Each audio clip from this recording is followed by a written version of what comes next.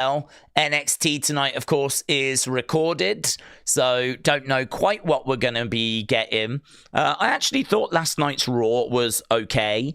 I didn't think that it was mind-blowing or anything like that, but I thought it was okay. I gave it like a 5-something, 5.25. It was that kind of a range. I think I went in with low expectations, and those low expectations were easily met. And there was a couple of things. I think the Austin Theory stuff is really interesting. And obviously, we kind of got into all of that in the breakdown. So, you know, people wondering, is he a double agent? And, you know, they kind of set up a few matches for the future. So, yeah, I mean, I got some out of Raw. To be honest with you, I think the fact it was only an hour and a half probably helped a lot. So, yes, not a complete disaster. Certainly not a great episode, not like an amazing episode or anything, but it was fine for Christmas week. So, what are we going to get here? That's the question. Let's jump over and have a look, shall we? So here we have got NXT preview. Chelsea Green defends the Women's United States Championship against Sol Ruca. Lola Vice takes on Izzi Dame. And the men's speed tournament begins. So that's what we've got on the preview. There are spoilers out there for this. I've avoided those spoilers. So, you know, I've stayed out the way of those. But Chelsea Green against Sol Ruca should be a lot of fun. Lola Vice against Izzi Dame. I'm sure Tatum will probably make her feelings known in that. And obviously, we got the speed tournament beginning as well. They did release the bracket on that, but I can't quite remember who's in that tournament. I think I've got it written down, actually, in my description. Let's have a little look, shall we? Let's move over here. Andre Chase against Lexis King. Tavion Heights against Eli Knight. So those are the two matches in the tournament. Winners of that will obviously go up against each other, and the winner of that will face Jasper Troy. That's going to play out over a few weeks, though, and I know people don't really care about the speed tournament anyway. So really, it's Chelsea Sol Ruca that's the big kind of draw for this. Finley, shout out to you, bud. Respect for a desktop bop on Christmas Eve. Finley, shout out to you. I hope you have a good Christmas, buds. I hope Santa brings everything you're looking for. Keep the Dream, shout out to you, my friend. Keep the Dream said Merry Christmas, Merry Christmas. Where do we see the Wyatts in 2026? Yeah, I see the Wyatts in a better place than 2025. I think that it's okay for them to have stumbled and struggled at the start. Certainly what I saw in AAA was one of the most interesting things I've seen the Wyatts do since their debut. So if you didn't see that, and I know many of you did, they had a carnival match. So they took on Psycho Circus. The match started in the back, and there was all these stalls, and it's crazy. It's like one of the craziest matches of the year. Honestly, if I had a bit more time, I could have just done a video on it, because I think there's quite a few people that won't have watched that. And I don't think that it would have been clickbait for me to have made a video saying the craziest match of 2025 with a screenshot of, you know, the bouncy castle and the stalls and all that kind of stuff. You know, I mean, it was crazy. So the fact that we saw that at the weekend was quite exciting. Granted, that was in AAA. That's, you know, just kind of a bit of a bonus side quest. It's not really anything, you know, they're doing on Raw or SmackDown. But I don't know. Hopefully Triple H saw that. Hopefully that can get some creative juices flowing for 2026. I think the fact they're in a proper feud as well now is brilliant. They haven't been in a proper feud since probably Final Testament, you know, Karrion Kross and the Authors of Pain. I mean, they did come back and maybe get into a little summit with the Street Profits. Although, where the flip have they gone? Where the flip of the Street Profits gone? So I don't know if that counts. I mean, they obviously got into it with the SmackDown Tag Division that appears to have vanished. I don't know what's happened to the SmackDown Tag Division. Motor City Machine Guns seem to have disappeared. Pretty Deadly, obviously, I think there's an injury there. Street Profits seem to have vanished as well. We have been seeing a bit of DIY and Fraxium, in fairness. But, don't know. I gotta say, I don't think the tag division has really done much since the Wyatts kind of entered that tag division. And the Wyatts have kind of killed that SmackDown tag division in a way. But I think, like, the fact they're in a feud and a proper feud is great. I think the fact that we saw something really interesting at the weekend, the fact all of them are back and seemingly healthy, the fact that we've got some momentum, they've got some golds. I feel like they're in the best place they've been for easily over 12 months. I feel like they are probably in the same position they were as they were like kidnapping The Miz. And they were about to go into that final Testament feud. And then, of course, Bo gets injured. And then we don't see the group for like 6 months. And then, of course, we find out that Bo's dad is ill. And so it looks like he is he's out the picture then for a bit. And it's just been really disruptive. So I feel optimistic going into next year that we should have a nice full year of the Wyatt Six. Hopefully they are a bit settled now and we can really dig into something. So yeah, maybe it's the hope and the optimism that kills you. But I think if you're a Wyatt Six fan, you've just ate about as good over this past month as you have since they debuted. Certainly on Saturday. I mean, I thought that was a really fun. Shame they lost. I wasn't crazy about that. I did see people online going, I'm not counting this. This does not count. This is not canon. This is not part of the actual story. This was just a side quest. And it's like, oh, yeah, that's fine. That's fine. It's a bit of a shame to see them go to Mexico, take on Psycho Circus. I mean, look, maybe Psycho Circus are like amazing. I don't know. Perhaps they're like a really powerful group in AAA and I shouldn't be surprised. But I thought that Wyatt Six were going to get the win, to be honest. But hey-ho, whatever. Doesn't matter. As we said, it was a side quest. So I think they're in a pretty good place, honestly. Let's just get out of 2025, says Connor. Yeah. And let's bring in the new year. I must admit, I'm quite excited for the new year for a few different reasons. I'm excited because I do think WWE is going to improve, and we've kind of touched on the reasons why. But I'm excited as well because, like, I think I feel like at the moment there's a few things that are distracting me with it being Christmas. You know, we've got people coming around on the 25th and on the 28th. So, you know, today, for example, I've been tidying all up down here, sorting loads of stuff out, moving things around. That's not normal for me to be doing stuff. I'm either doing stuff channel related when I'm not streaming or I'm streaming. I mean, to be honest with you, I didn't even get a chance to do an unseen last night, and I was like, oh, this just feels so strange. This is all weird. I don't like it. I feel like I'm completely out of schedule. I feel like I'm completely out of sync.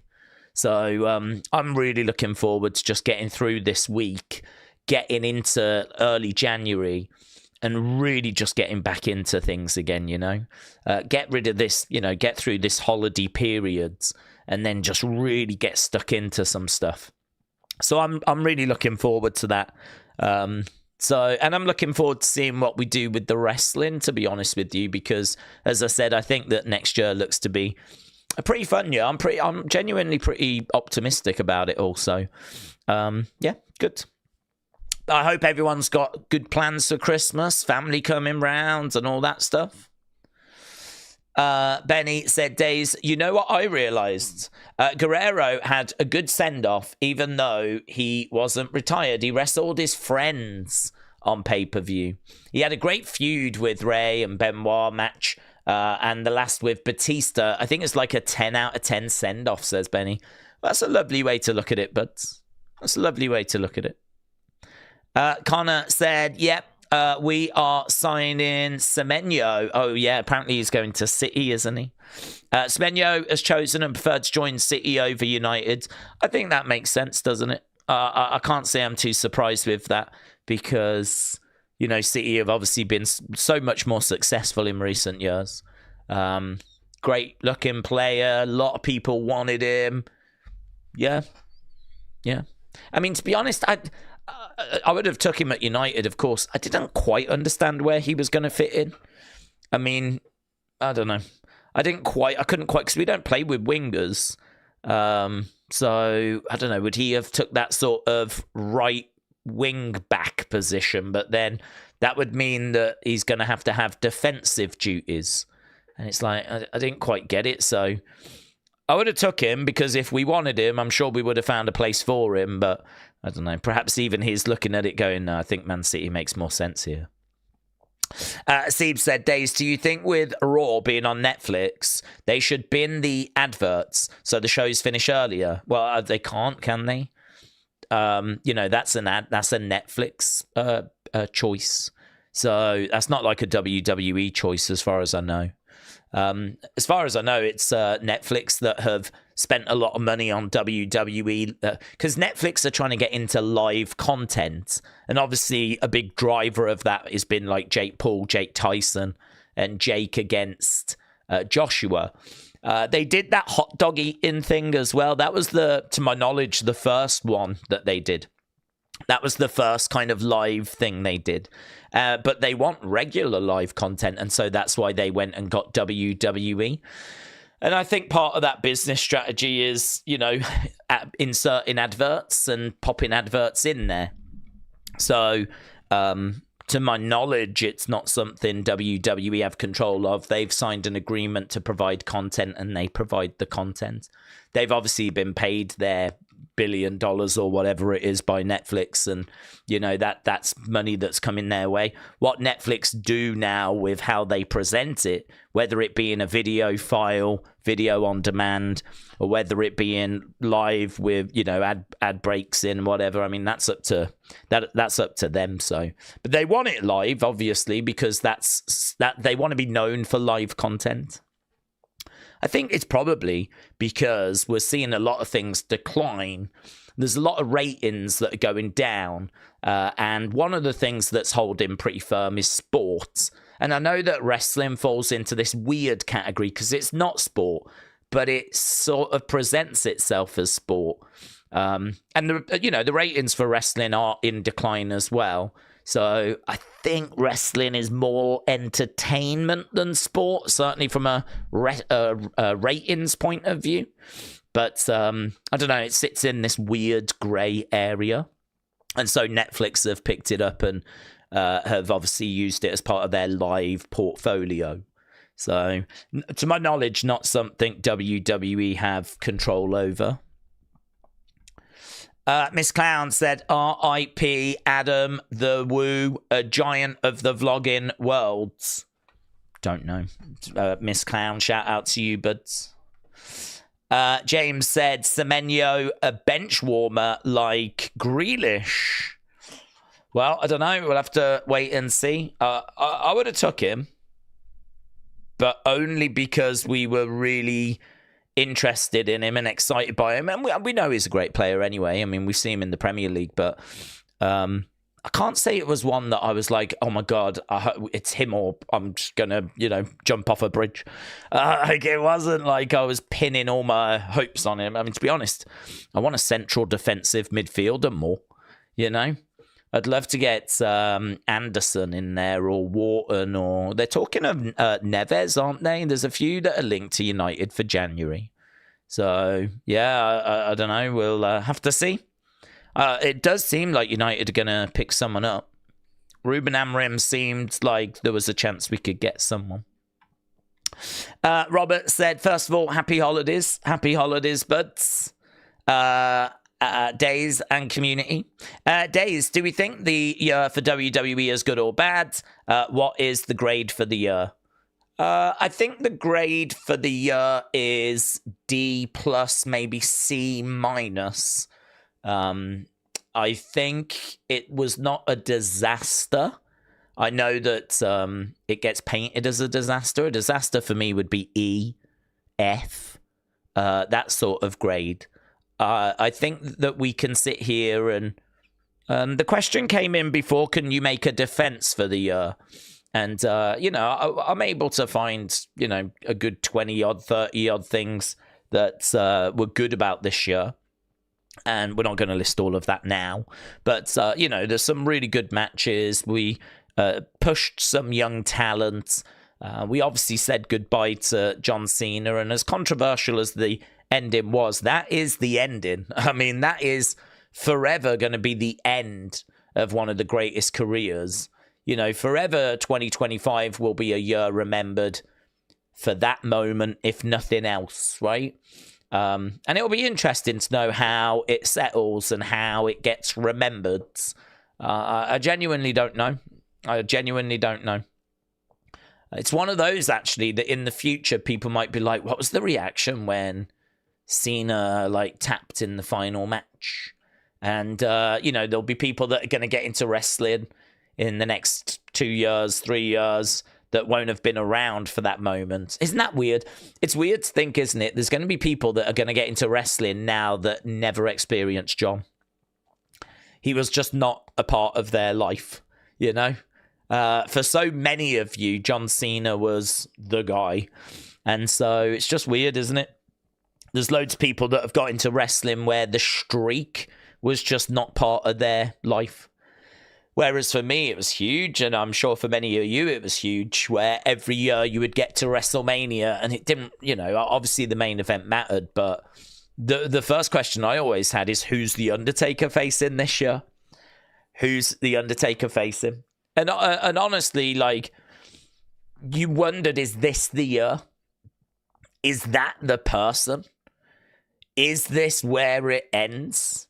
And it was bigger than the title. It was for me, it was the match. It was the match. If I could just watch one match from a main, it would be the Undertaker one each year, whilst the streak was still going. And, I think it'll forever be the most shocked I ever was, will be WrestleMania 30. I don't know there'll be a more shocking moment than that.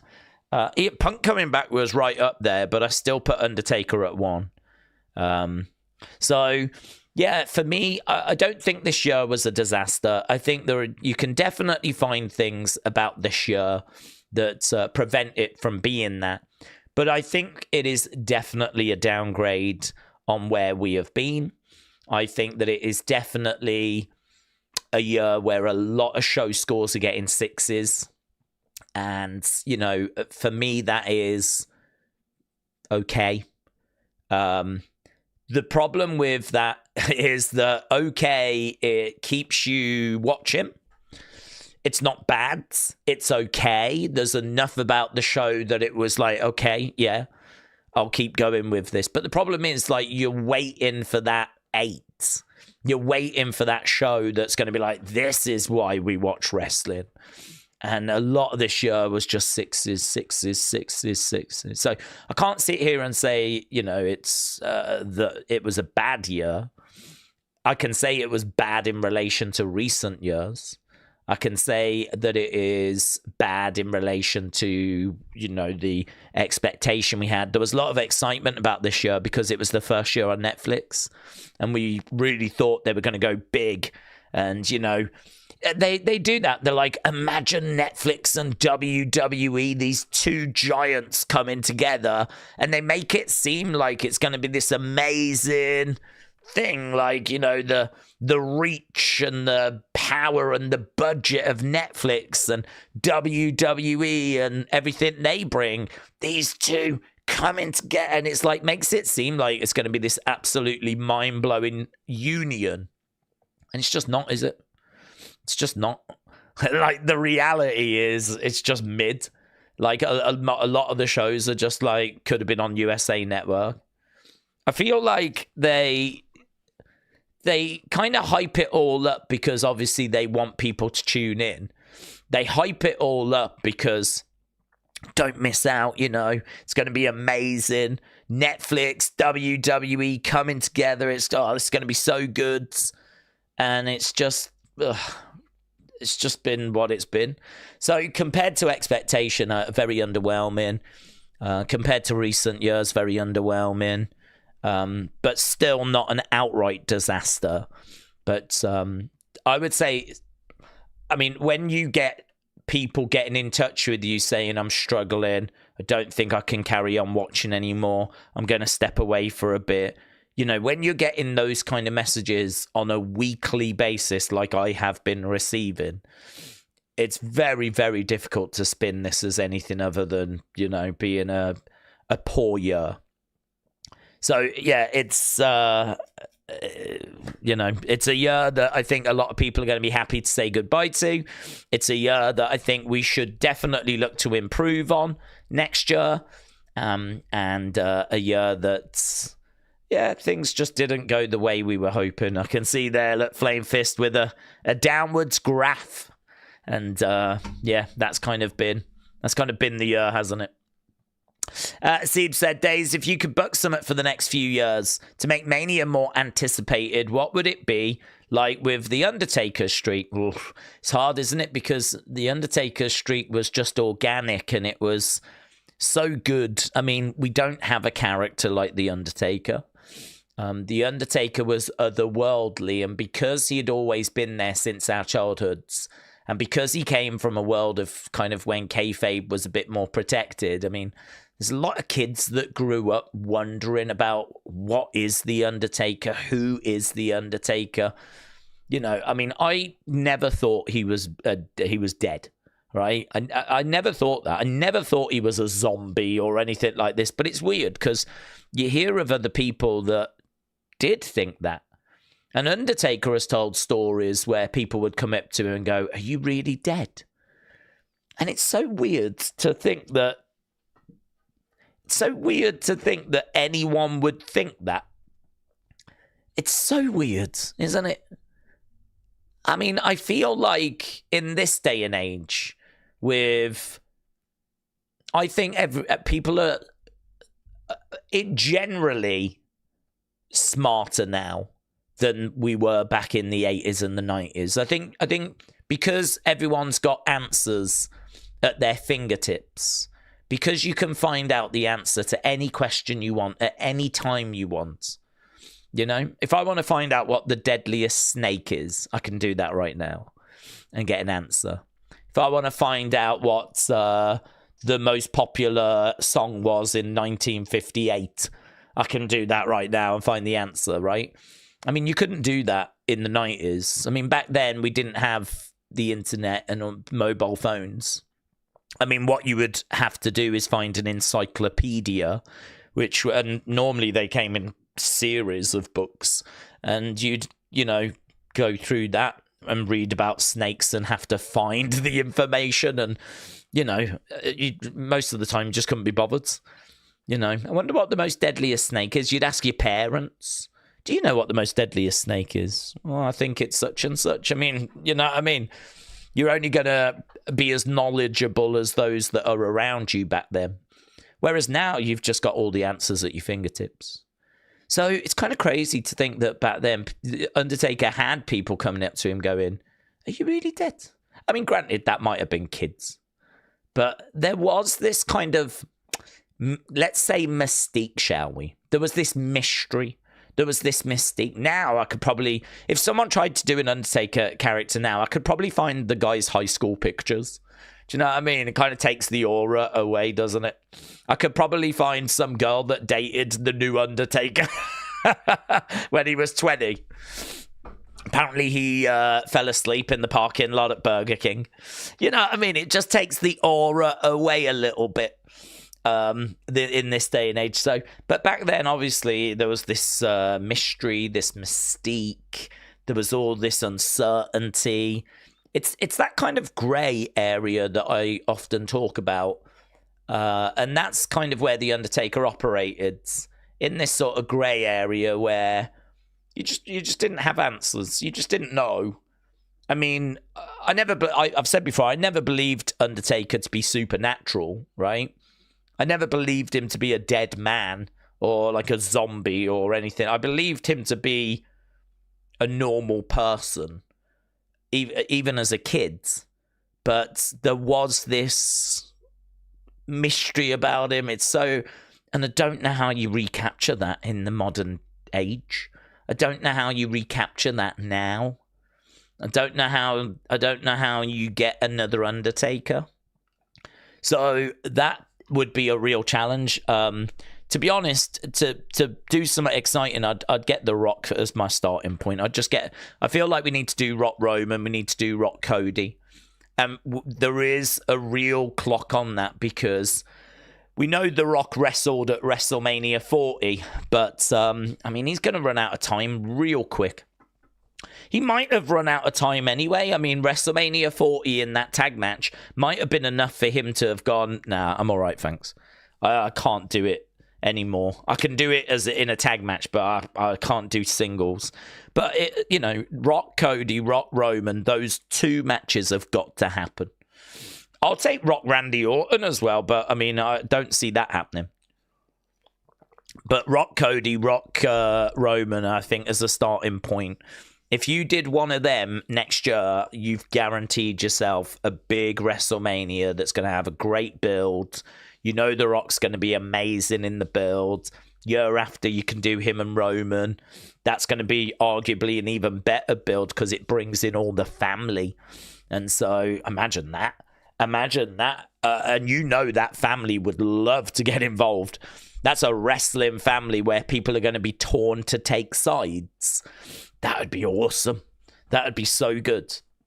So my quick fix answer, we do actually need to get this done sooner rather than later answer is The Rock. Get The Rock in there with Roman. Get him in there with Cody. But something more long-term to replace The Undertaker. Because of how special that time was, I think that's going to be a real challenge. James said we need to do Seth Roman. Yeah, Seth Roman at Mania would be good. We saw it, didn't we, at Rumble? I mean, we've seen it many times, but we saw it at Rumble when Seth came out with the Shield gear. And Seth, I think, won that by DQ. I recall Seth winning that match. So they will forever be, brothers that are in dispute. And that's definitely got Mania written all. I agree. Mania written all over it. Word Live Cena fan said, Daze, do we think when Soul gets called up, that's when WWE does a breakup with her and Zarya? Well, I think we're doing the breakup now. I think we're in the process because Zarya obviously lost the championship. Soul's championship, defended it on her behalf and lost the belt. And then, the frustrations that led to them kind of falling out, that's then led to, to me, this story's been a bit botched in the sense of Zarya tried to spear Soul. She ended up taking out Kendall. And we've kind of already had the split. To me, I don't really understand why Sean has booked it that way. I know that the writers come up with it, but Sean surely had to sign it off. But, when the Rockers split up, which was Sean and Marty Jannetty, they didn't have a split. It's not like we did the barbershop and then we got back together. We didn't do that. We just did this big split. Whereas this time, it's like Zarya tries to spear Soul. They then kind of get into a heated argument. Then they cool down and realize they actually, I'm sorry, I didn't mean it. And then they get back together again. I don't really get what we're doing. It feels like we're messing around with this split. So, yeah, I feel like we're already in it. I feel like it's happening. I feel like regardless as to whether she gets called up or not, it's going to happen. And, I wouldn't be shocked if Zarya is stand and deliver. regardless as to whether she gets called up or not. I think that we're in it now. I can only imagine that they are faffing around with it because they're trying to delay it. That's the only thing I can think, is that maybe it is penciled in for Stand and Deliver, and we're faffing around with it because we've got to get through to that. So not a big fan, to be honest, of the way the story's been told so far. It just feels too faffy and way too dragged out. You know, it's kind of like, you know, they're gonna split, and they've already had like a moment where they've had, like, come back together again. To me, it's just, by the time we actually get to the split, it's going to be like, right, okay, there it is, done. Do you know what I mean? It's a bit like Finn and Dominic. Like, they are clearly going to come to blows, and you're just waiting and waiting and waiting and waiting. And it gets to a point where it feels really dragged out. So I think the Zarya Soul thing, we're in it now. I think it's going to happen regardless of if she gets called up or not. Edward said we had WCW, ECW, WWF, ECW, WCW, Invasion of WWF. Those were the days. The only time I missed wrestling was when I was stationed overseas, says Edwards. Hannah, hello. Hannah said, Daze, I got a theory on Austin Theory. Okay. After seeing his attire and his shaved head back in 2020 and him using Seth's finisher, I think he is working with Seth to infiltrate the Vision and take it down. Okay. Big Time said, Daze, the formula that Raw had in 2024, we had stories like Drew Punk, Gable, Alpha Academy, Judgment Day, Liv, Wyatt's, Bronson, Strowman, OMG moments, but this year feels like there's been no effort for the main roster. Rent-Free said, are you doing Evolve? It's not on. It's not on until it's on a break now till January, so sadly not. Tomorrow I will get an unseen done. I want to get a good, kind of roundup, to be honest. It's very rare for me to not have like a stream. Even on a Thursday, I have Wrestling Escape Pod. So, for me to, I have got a member stream tomorrow. I'm doing a good member stream tomorrow where we're going to have a good chat, answer all the thoughts and theories and questions. So if you are a member and you don't normally join us tomorrow. We'll have a member stream tomorrow. It'll start at 5 Eastern, 10 o'clock UK time. Be good to see loads of people, extra people in there. And it's a stream that, is just going to be like this, where we chat. And I always put a little thing up saying, leave your thoughts, questions here. And then I literally just work my way down them so that I can get to your thoughts. Because I know many of you leave comments and I don't quite get to them. I do try to get to as many as I can. But I think that works really, really well. And actually, it works a bit too well because we normally get so many responses that I'm normally late. I'm normally late for the NXT streams. But we didn't do it today. We're doing it tomorrow instead. So my plan tomorrow is I'm going to get that done, and then I'm going to work on Unseen and hopefully get a good Unseen. I'll get a Unseen done tonight as well because I didn't get one done last night. But that was okay. We had the breakdown video, so we got something out there. And, a few of those kind of fun bits were in there anyway. A few of the reactions, like Becky crashing out, whatever, was in that. So, yeah, Unseen tonight, Unseen tomorrow, member stream tomorrow, and, yeah, should be good. So if you are around, if you are a member and you don't normally join us, swing by. So, no Evolve, unfortunately. It's on a break until January. If you could interview any wrestler on the channel, who would it be? I think you should try and get someone on for an interview. Honestly, I'm not interested in interviews. I could get interviews. I feel pretty confident. I mean, I've seen people like Coaster Maniacs, who has got a channel that he does sometimes a bit of roller coaster theme park conversations on, sometimes wrestling. He's got a good, following, but we have got a larger community, but he's able to go and get like Enzo, and he's able to go and get wrestlers. So it kind of suggests that, well, I feel like we should be able to if we reached out and tried. I saw that Bo was talking to people as well, like talking about the Wyatt Six and all of that. And he was going to channels that had like 30,000 followers, which is great. I mean, that's a good following. I remember when I got to 30,000, I was thrilled. Really thrilled. So I mean, it's a good size, but obviously, we're very fortunate. We've got a bigger community than that. We've got a bigger channel than that. So yeah, I feel like it is something that would be possible, but I don't do it. And the reason why I don't do it is because I'm not interested in doing it. I think there are people out there that would be better than that. The best way that I can word it is I look to the fans, right? I don't look to the talent. I look to the fans. And the reason why is because I like to talk about wrestling, and I like to get into conversations about wrestling. I'm not really looking at the talent. I'm not really looking at the wrestlers. I'm not really looking to have conversations with them about their careers and all that kind of stuff.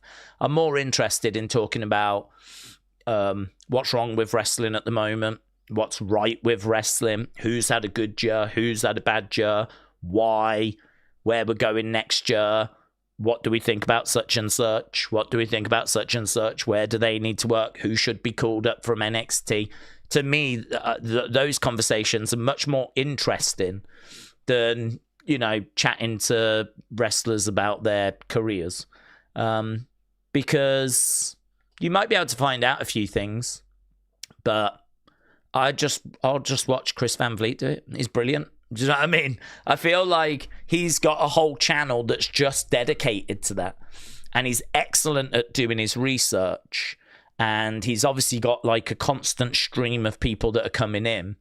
And honestly, I mean, I look at that and I'm like, I couldn't do it better than that. He's cracked it. Like he's a professional. He's obviously got like an interviewing broadcasting background. I think he's fantastic. I think he's brilliant at what he does. So for me, I sort of look at that. I mean, you look at Cody, actually. I don't know if you ever see Cody interviewing the other wrestlers. It's very casual. It drifts. There's waffle in there. I can detect waffle because I waffle a lot myself.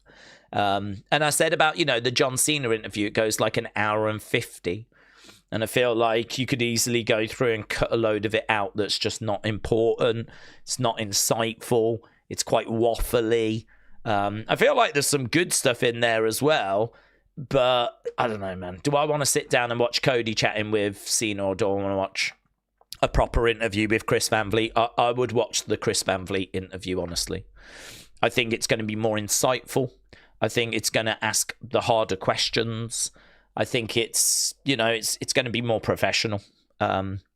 So for me, I think he does a great job. I don't think I'd do as good a job. In regards to if I did it, who would I want to speak to? Well, to be honest with you, Vince would obviously be the one that would come to mind, because he's going to be able to answer pretty much anything. I mean, why did this happen? Why did that happen? Why didn't this happen? For me, no one's going to be able to give you the answers Vince is going to give you. So Vince would be probably number one. Controversial now, of course, but think of the information that you'd be able to get that I don't think you would get from anyone else. So I think Vince would be number one. Outside of that, do you know who might be a really interesting kind of curveball? Someone like Matt Bloom or Robbie Brooksides, because they are trainers at NXT. And we've spoke a lot about how I don't think the information is out there, like really talking about the Performance Center and really talking about how it's structured. And, you know, imagine sitting down with Robbie Brooksides or Matt Bloom, right?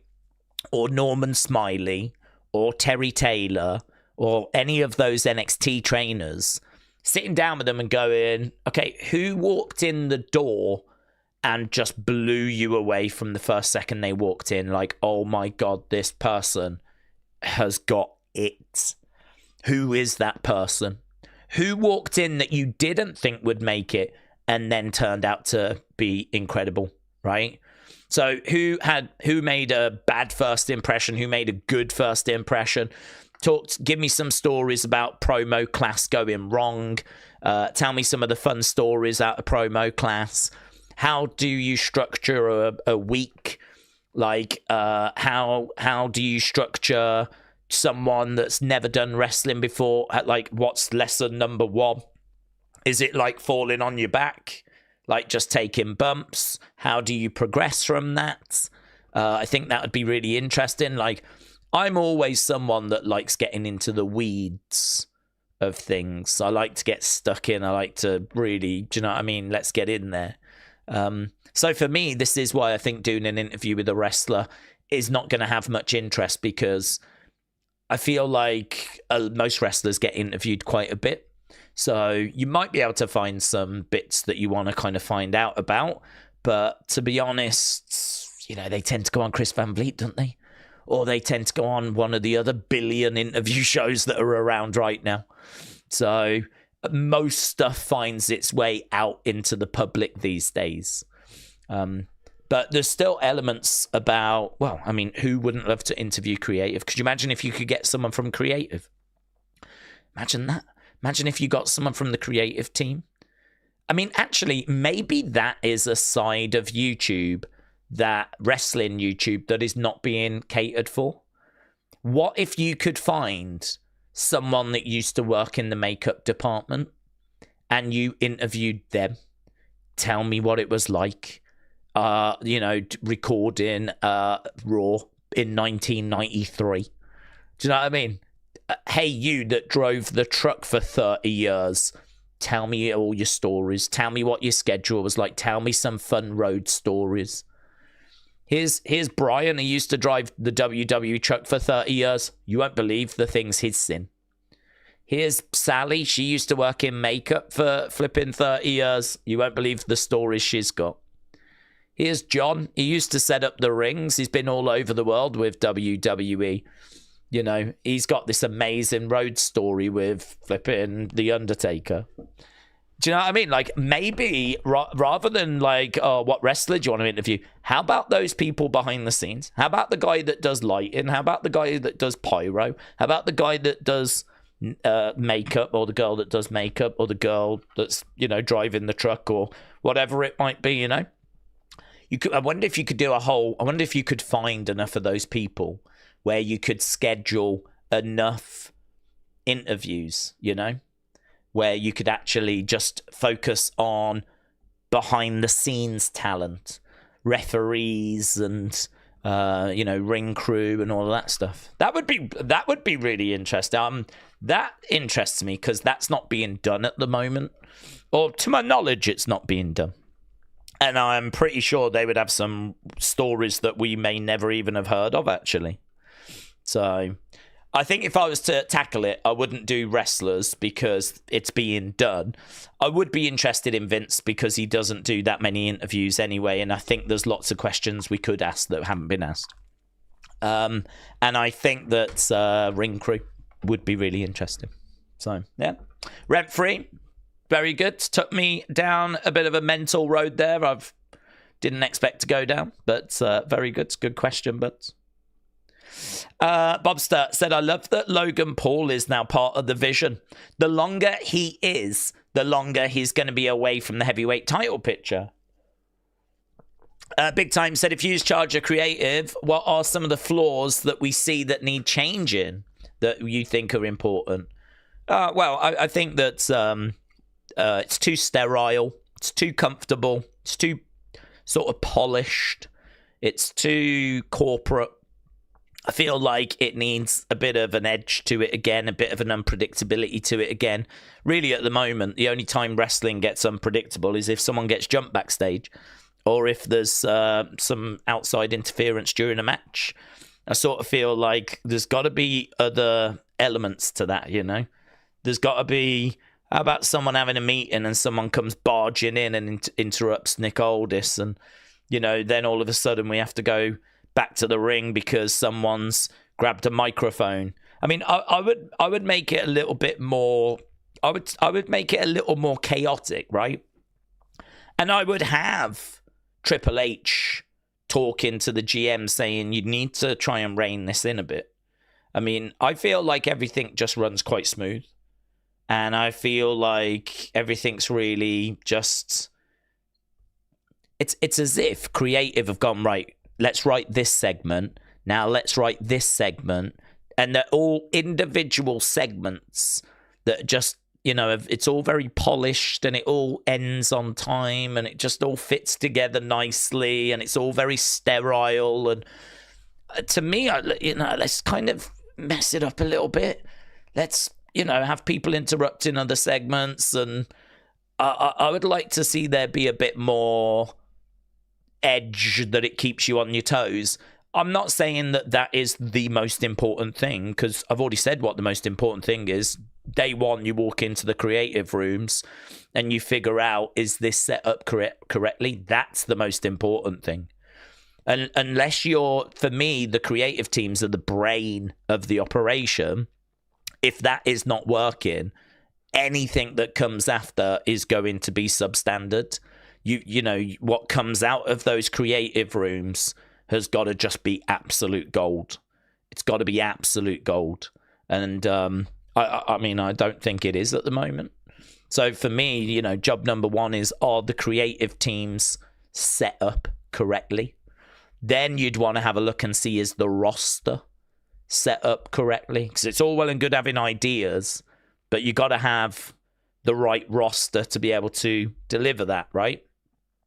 And honestly, even if you can't find a way of doing a draft on TV, do some sort of show that just announces that people have moved and then just tell people that they've moved. I mean, it's a bit weird, isn't it, how this year we've not been able to find room for a draft. So we've just kept going with the rosters. Why don't you just do Sam Roberts, Megan Morant, a YouTube exclusive where they have nothing but images and they just announce what the new rosters are, and then you just send an email out to the talent telling them now what brand they're on and what their schedule looks like moving forward. Why do you need to find room in the schedule to do an actual draft show? And then if you can't, you just don't do a draft. You don't sort your rosters out. I mean, how have we found ourselves in a situation where we're really struggling for babyface women on SmackDown? How are we in a situation where we're struggling for like tag teams on Raw? Like, you sort of look at it and go, this doesn't make any sense whatsoever. Because even if you can't find the room, make the room. Just do a show. Do a flipping YouTube show. You know, do something where you can even just use graphics and just, you know, do a thing where you announce like the new people would tune into that. That would get views. And that would be a fun thing to do on a random Saturday. The expenditure would be minimal because you just do it in the headquarters where they've got a recording studio. You've already got Sam Roberts, Megan Morant under contract anyway. You're telling me that on a Saturday, you couldn't, where you don't have a wrestling show, you couldn't do a YouTube show? Of course you could. So I think get the creative departments right, get the rosters right, and I think really try and make the shows feel less sterile, less comfortable. You know, whatever you can do to, you know, keep viewers on their toes and make a story out of it. I mean, it's absolutely fine if the show is a bit more chaotic, because what's the consequence of that? Well, the consequence is Triple H would probably put pressure on the GM, wouldn't he? that means the GM is going to be under more pressure and he's going to be stressed. And what's a stressed GM going to do? He's probably going to make some bad decisions. So what do those bad decisions look like and who do they affect? And you just follow the story. And you just sort of, do you know what I mean? At the moment, everything's largely under control. You got the odd person like Drew causing a slight headache for Nick Aldis. But by and large, the show is very sterile. And the only kind of outside interference is the outside interference you can see coming from a million miles away. So, I mean, I do think there are some green shoots. I think Cody going around Drew's house was good. I think, you know, we need to do more with the Wyatt Six. We need to get some, like, vignettes going, bring the odd QR code back. You can't do, like, a Nightbird campaign all the time. The amount of time and resource that goes into that is too much.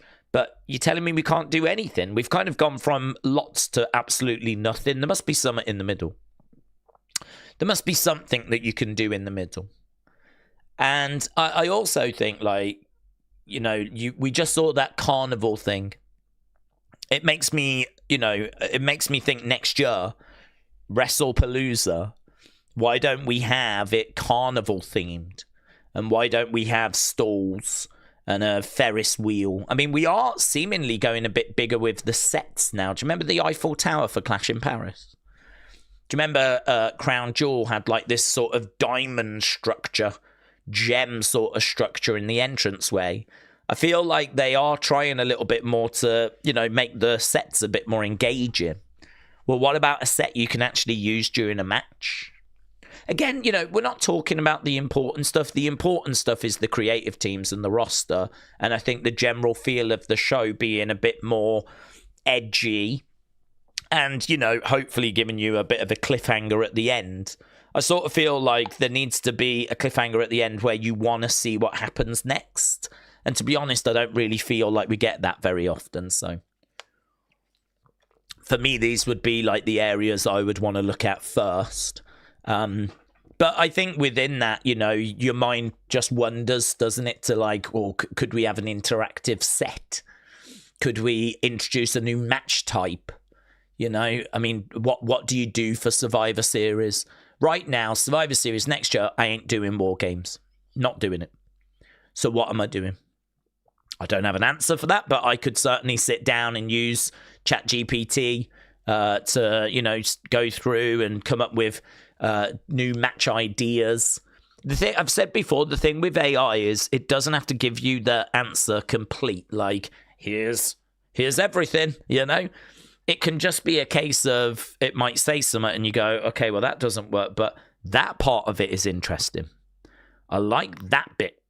So I can take that, and what if I put that spin on it, and then you can end up going somewhere. I feel like AI at the moment, where it is right now, is a really good starting point. It's a really good thing to just get you to think about something and get you in a headspace you might not get to otherwise. So it's good at starting the ball rolling, but it's up to you to, you know, do the bulk of the work. Eventually, I think AI will get to the point where, yeah, you know, fast forward 10 years or whatever, 15 years, I don't know. But at some point, I think AI will get to the point where it's like, here's all the scripts for Raw. Spat out every line, every segment, everything fully booked. And you kind of flick through and you go, God, this is great. That is so good. And you're like probably going to flick through and everything's going to be like, yeah. You'd want to check it, of course. You're not going to just do it.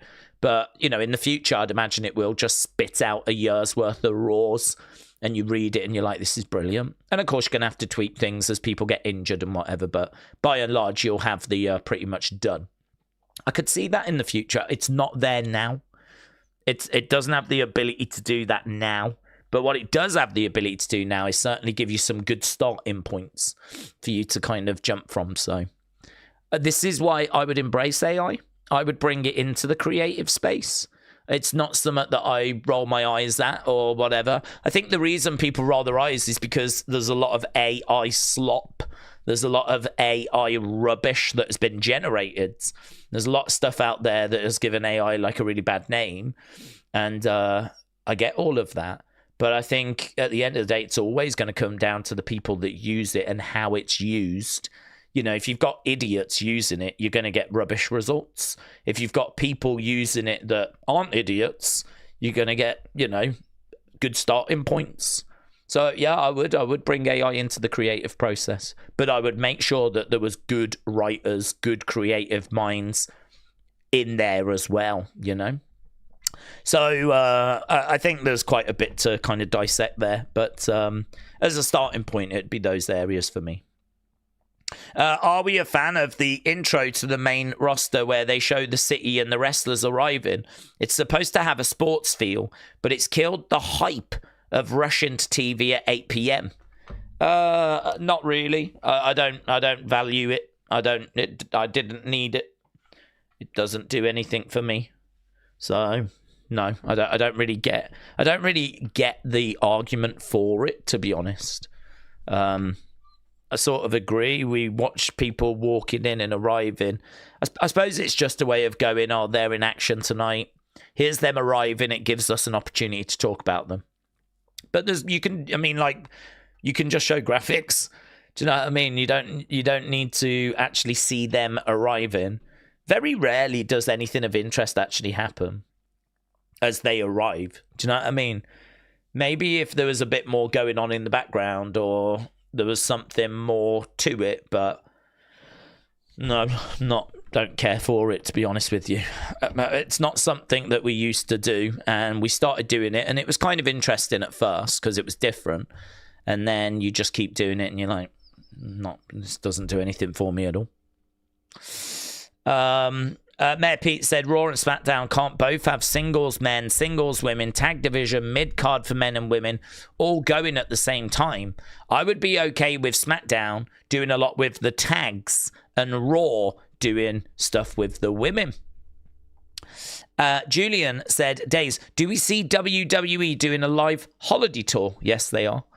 Do we think that means they're bringing back house shows in 2026? No.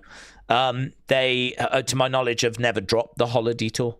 So the holiday tour is one that they've kept going because it's good for, parents are off work. Some people that work in offices are off.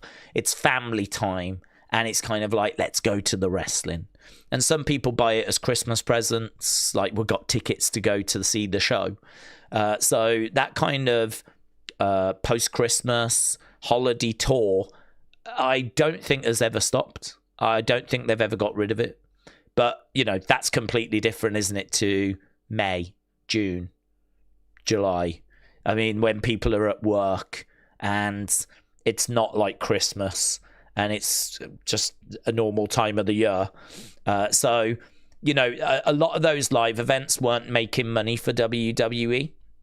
A lot of the live events, they were kind of really struggling to justify them. So, in fact, it's kind of scary in a way, because if you got rid of the TV money and we just relied on live events, I don't think the business model is sustainable. I don't think the business model right now works. I think we're paying the wrestlers quite a bit of money. I think production costs and all of that have gone up, of course. And the amount of money that you get from live shows now coming in from ticket sales doesn't cover it. So actually, it's quite scary that if for some reason the TV money goes away and we have to go back to the business model where we use live events to generate the bulk of the money, I don't think it covers it now. I think things have kind of got out of control. So much TV money has come into the business, and, that is substantial. I think live events the other year generated in one quarter about 70 million, something like that. I can't remember if that was a quarter or a full year. But it was 300, 500 odd million. It was like drastically blown away by the TV money that was coming in, right? So it's it's just a drop in the ocean now, like the ticket sales and all of that. Obviously, they're trying to make the most out of it. We know ticket prices have drastically gone up, but it's the TV money that is really driving the business. And I think as a result of all that TV money, we've seen wages going up. We've seen more wrestlers being brought in. The roster's stacked in it. I mean, you look at the main roster, you look at NXT, you look at Evolve, you look at the ID program. We've bought a major share in AAA. I mean, there's a lot of money floating around in WWE. But if for some reason, the streaming companies lose interest because the ratings have got too low, and all of a sudden we're not generating that money, there could be a real crash in the future. It could be a problem. I mean, we rely a lot on that TV money, and we know that ratings are going like this. And I know people say ratings don't matter or whatever, but they do, because that's how you get your new TV deals. And it's the TV money that keeps everything going. And if that TV money decreases, you're going to find yourself in a situation where you're going to have to rely on merch sales and ticket sales. And they don't feel like they're anywhere near enough to cover it. So it is a bit scary, to be honest with you.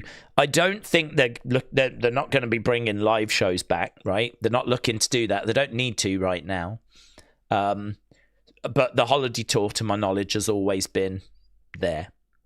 But I think, this is something they need to be aware of, because, I don't know, maybe they're already having conversations. I don't know when the conversations start. I mean, we know they've just signed a lot of new agreements. So I'm not sure when they start having the conversations around new TV deals. I mean, I'd imagine they put feelers out already.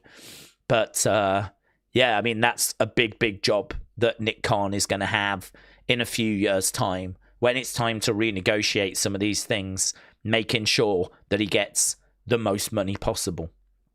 And the only way you can do that is by having good ratings, and we know the ratings are not very good at the moment. But this is why, from a business point of view, if they have a bit of a rubbish period right now, it's not the end of the world. I know that sounds a bit counterintuitive. Like, you've just said that the TV money is really important. So how is it not a problem if they're not getting good ratings right now? Well, the reason is because they've got TV deals for the next few years. So they're fine. They've got contracts for the next few years. So they haven't got to worry. The worry is in a few years. Like, I think it's like 5 years. Like, now it'll be about 4 years. That's when they've got to renegotiate them. So it's not about the ratings now. It's about where are they in 2 years, 3 years. I think this is why we're really trying to build up some new stars. I think this is why we're moving with Braun. We're moving with Javon, seemingly. We're moving with Jacob and Gunther and Bronson and Theory and Stephanie and Tiffany and Jade and Dominic and, do you know what I mean, Elia, and like there's all this talent that's, kind of being pushed. Maxine is, in that crop, of course. So, we've got all this talent that we're trying to invest in and we're trying to build and we're trying to make bigger stars. That's not only because we're going to lose some people in the near future. That's because we're going to need this talent firing in a few years' time, really cooking, as, hopefully some of them can really get over. Some of them can really make a mark. I mean, if Braun versus Jacob at WrestleMania 45 is like, going to have like serious aura, we need to be investing in that now. We need to be building them now. There's work that has to be done now to get them where they need to be by that point. So you might take a hit on the ratings now as you invest in that young talent. But the goal is any of those lapsed fans will hopefully come back as you're doing like really engaging shows, really interesting stuff. All of a sudden word gets around. This is good. I mean, look at how people came back for Bloodline. Ratings were good for Bloodline. And people were seemingly coming back after being away for a while. because things were cooking. So the goal is not so much now, but in a few years' time, can you get the ratings popping? So, you know, people like Oba, people like, I mean, look, Oba versus Brom, Oba versus Jacob, Austin Theory versus Trick. I don't know, all these different combinations in the future. Can we get them where those matches feel big? Those matches are like, oh, this is going to be good. That's the goal, isn't it? That's the job. And I'm not down on them trying to invest in that talent now. I think it's good to do that, but yeah, maybe we've took a little bit of a hit right now. I still think though this year would have been fine. Would have been even with us investing in younger talent if the top stories had been better. If the Cena story had been more compelling, more dramatic, more engaging, you know, that would have carried some weight. If the Vision story had hit the ground running and it had been like fantastic, that would have carried some weight. The problem is I don't think either of those carried a great deal of weight, and so that pressure then went further down the cards. And as you get further down the card, I think it was Hasib that said that, you know, isn't it the case that there's always been a bit of a soft underbelly there? Isn't it a case that the bloodline kind of papered over some cracks? And I do agree with that. I do think that you can go back and look at some of the mid-cards and lower card stuff, even in 2023, 2024, that was not that great. I mean, LWO would come to mind. You know, all that LWO stuff that we were doing and Santos Escobar and all of that stuff. I mean, that wasn't very compelling. But that was the other year. So it's wrong to think that from start to finish, Raw and SmackDown in 2023 and 2024 were gold-plated. Do you know what I mean? It's wrong to think that they were just absolutely unquestionable, untouchable. They were just absolutely, you know, God's gift to wrestling. I mean, I don't believe that's true at all. You know, I mean, we were doing things like Nikki ASH. Do you remember? And we were doing things like the 24/7 championship. I mean, there was plenty of stuff that was like not great. But yeah, I mean, the Bloodline and Rhea and Liv and Drew and Punk's return and, you know, all those kind of things, they did carry the weight. And I think this year we didn't have things to carry that same weight. So we need to make sure that we do better with that main event picture next year. That has got to carry more weight next year. Jared, oh my God, buds, blooming hell. Jared, shout out to you, my friend, with a monster donation. I think, Jared, I think you have just secured a chair for the channel, for my back. I think you single-handedly here have helped my back. Well, not, you know, a lot of people have actually. But Jared, Merry Christmas, my friend. Unbelievable generosity. Jared said, Daze, this was my first year of doing watch-alongs, and I've enjoyed every minute of it. Well, Jared, shout out to you, my friend. I don't even have the words. All the jokes and the banter. Not many people know that I suffer with disabilities and some mental health. I've always kept it quiet. I'm really grateful for this community. Merry Christmas. Well, Jared, thank you, my friend. And I can see that you've had some responses there. And I would imagine that they are, you know, wonderful responses from the community. I think we do forget how important this is for people. I mean, this is really important, obviously, for me. Not only is it my livelihood, but it's my life as well, if you think about it. I mean, you know, very much I'll get up, have something to eat, and then it's like, right, time to set up the stream, and I'm here. I mean, this basically is my life, where I sit and I talk wrestling with you guys and have conversations with you guys. But I love it. I love it, and I wouldn't change it for the world. And I feel like a lot of what we talk about is good, and it's constructive, and it's hopefully interesting. And so it's always nice to hear from people that say they just enjoy hanging out, chatting wrestling, chatting with the community. And I've said before, when I'm talking, you know, I hope you lot are sharing your thoughts as well and getting your points across, because this is meant to be a forum that allows you to do that. That's why I have the chat on screen. I could easily do what I see, you know, Speed doing, where the chat's on screen, but you can't read it and it's moving so quickly. I don't even really know why it's there, to be honest. I mean, I think it's probably there just so there's some sort of movement, some sort of presence. I don't know. I see a lot of like Twitch streamers. I see it with Speed, but I've seen it with like Kais and Nat and a few others, where they have a chat on screen and it's in the corner, but it's quite small and it's just like going so quickly because they've got so many viewers. I mean, you know, we have ours on screen where you can actually read it whilst I'm talking. And I feel like that is something which has always been a part of the channel. And I love that, because I might not be able to get to it, but your messages are seen.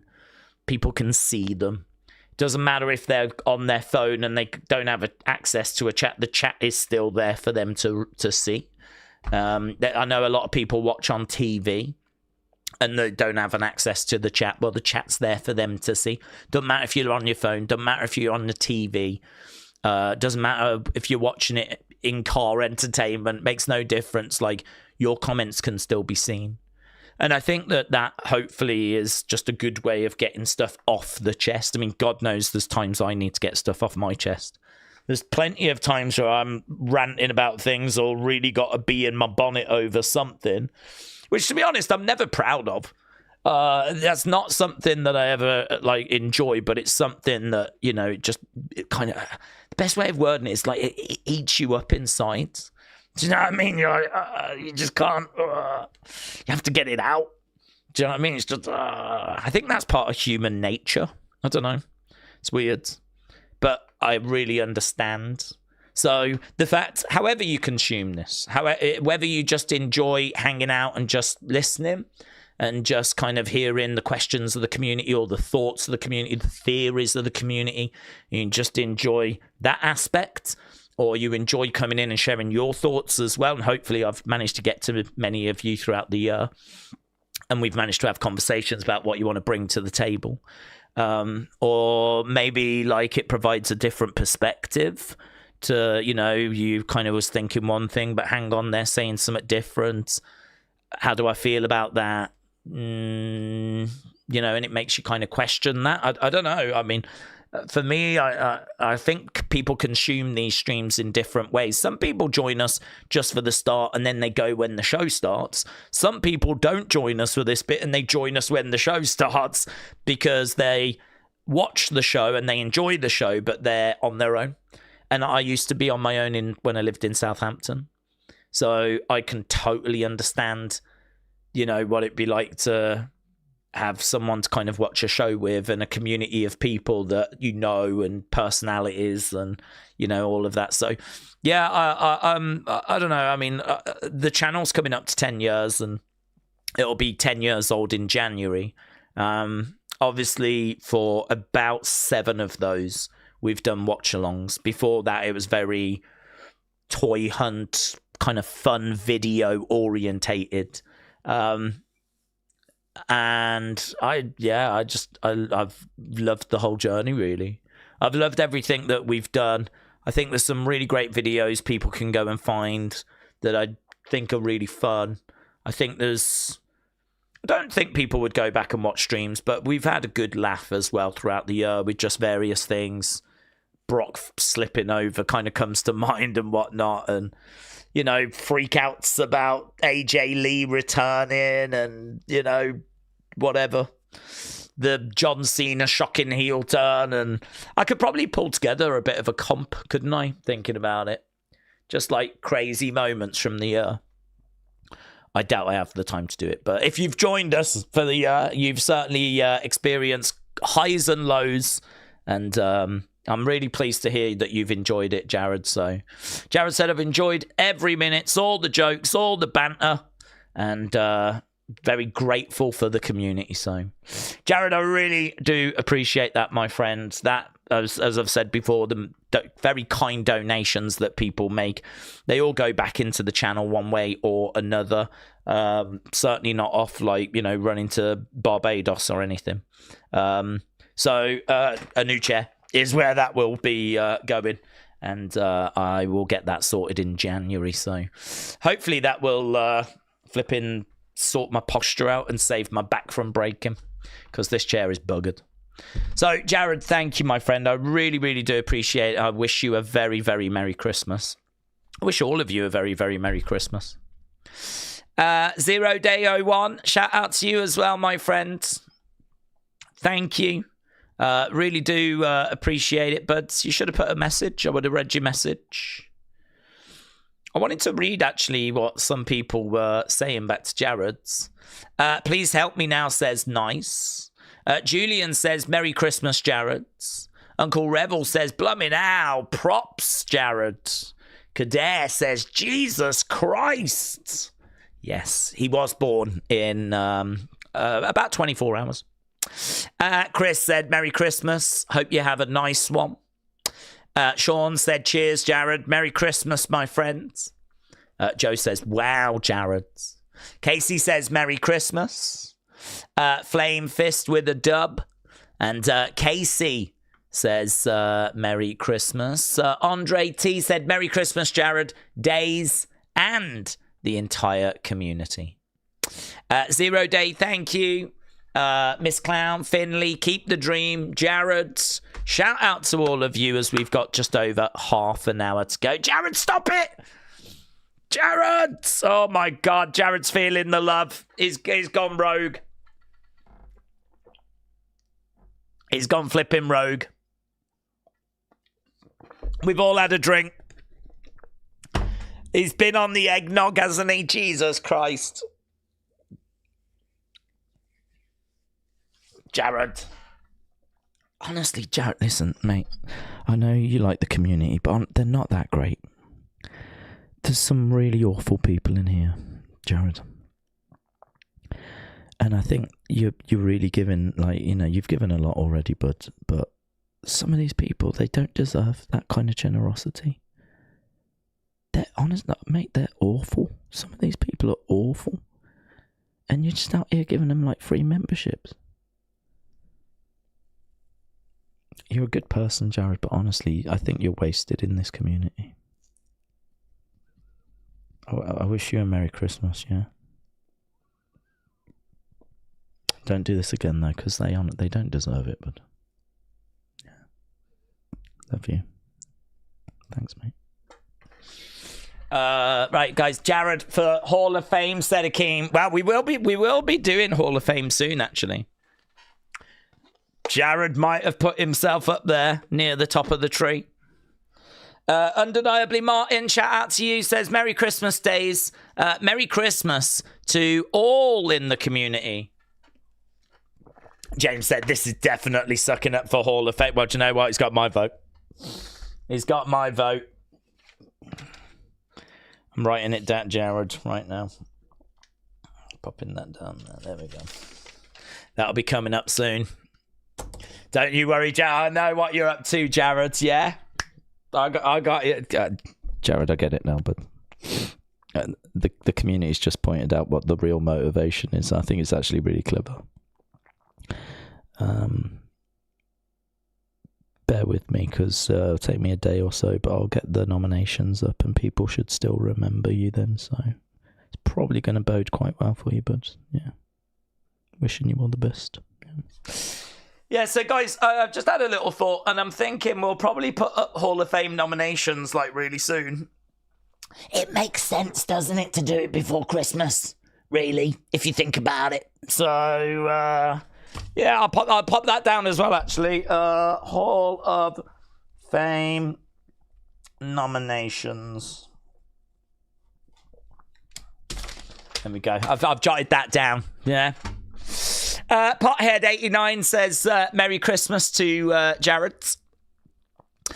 Martin, thank you, my friends. James said, Daze, creative. My first question would be, why are you so incompetent on creating something creative? Do you know, I'd love to see that, James. I really would love for you to start an interview channel where you interview people. I would love to see that. I mean, I don't know how many words would actually get unbleeped, but, you know. Oh, so you're from creative. Beep, beep, beep, beep, beep, beep, beep, beep, beep, beep, beep, beep, beep. Beep, beep, beep, beep, beep. Answer me now. You beep, beep, beep, beep, beep, beep, beep, beep. It'd be a great channel, and I'm sure it'd be a great interview.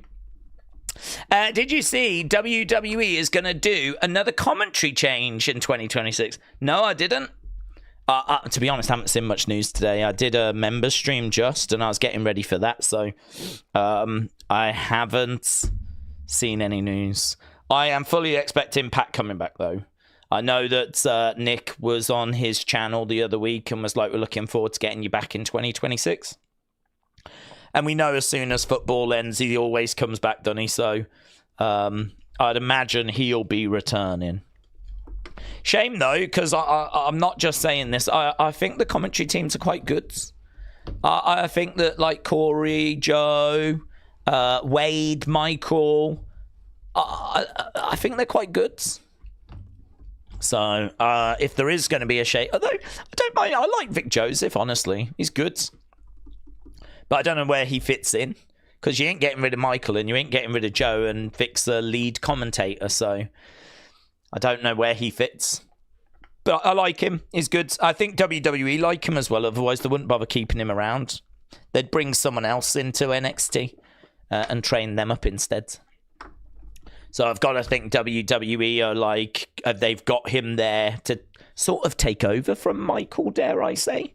Vic Joseph being the Michael Cole replacement. I rate him. I rate him quite high. But Daze, James, I've got James, an interview show would sound like Morse code. It would. It would. You're right. Shakeem says, Merry Christmas to all of you. Shakeem, Merry Christmas. And 0 Days said it was just a little something to say thank you for the stream. Well, thank you, my friends. I really do. I really do appreciate it. And yeah, it's just great. I just love hanging out with you guys, and you know, it's a big reason as to why we always start a few hours before. You know. Trust me, if I didn't enjoy it, we wouldn't do it. If I didn't get anything from it, if I didn't think the conversations we were having were of any value or anything, we wouldn't bother doing it. But no, I mean, we've been doing it for, well, I don't even know, actually. I don't even know when we started doing 2 hours before the shows. That wasn't from the very beginning. I think we used to do an hour, though. We did used to do an hour. I can't remember when it became 2. But I enjoy it, and seemingly many of you do as well. So long may that continue. Jared said, I don't need Hall of Fame.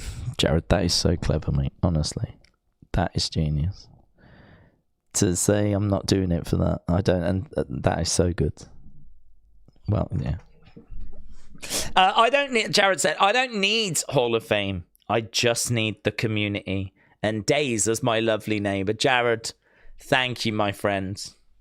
I hear what you're saying, but you don't need no Hall of Fame.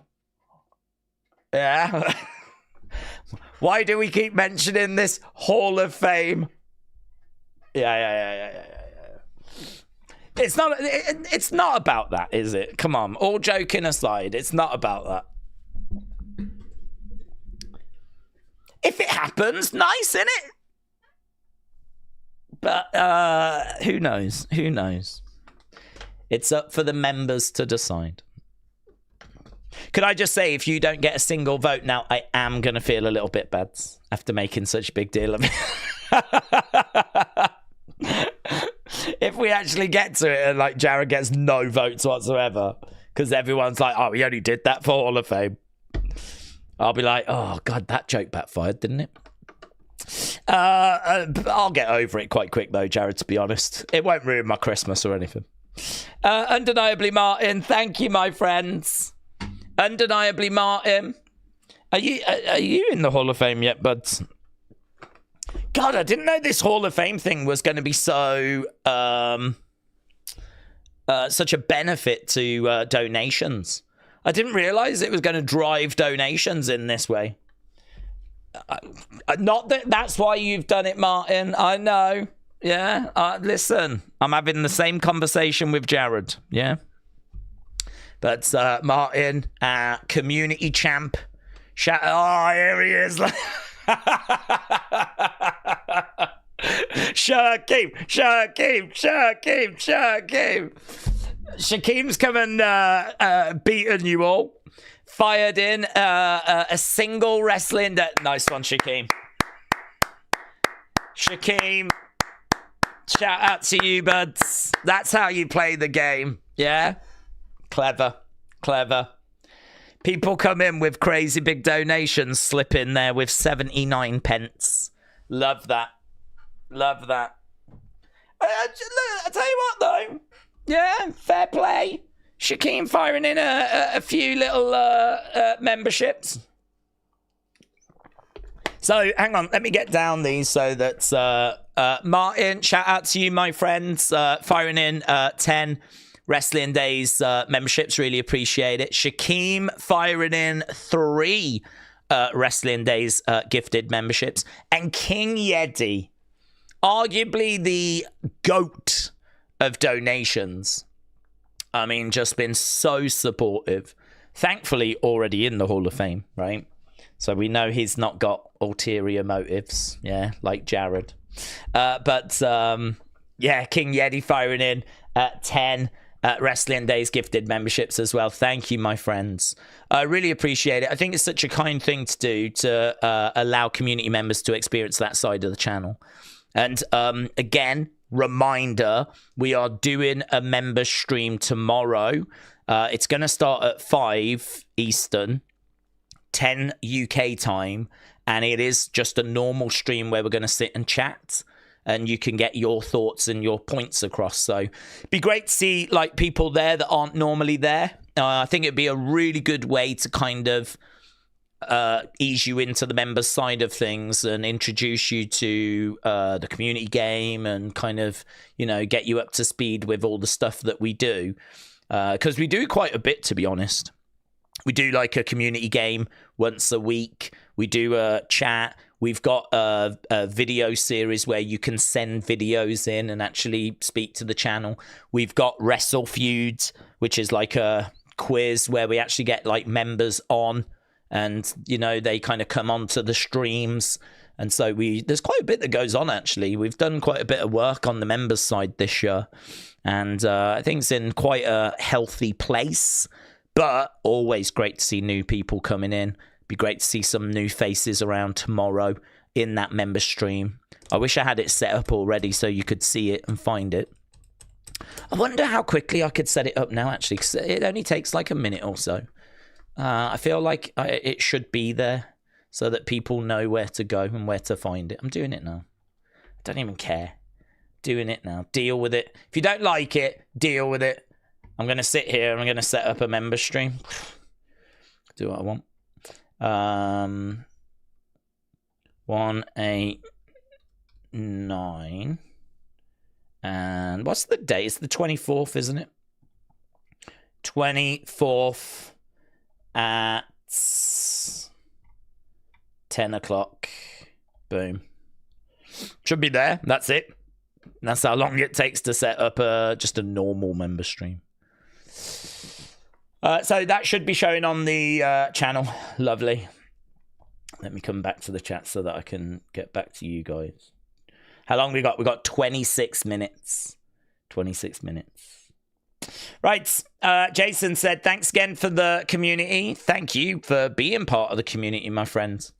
Really do appreciate it, but shout out as well to Marcool89 for joining us. Appreciate it, my friends.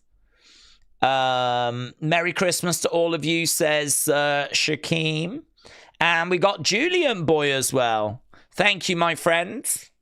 Julian says, Daze, did you see that Ricky Saints attacked Zilla at ROW a few days ago? It cost him the title.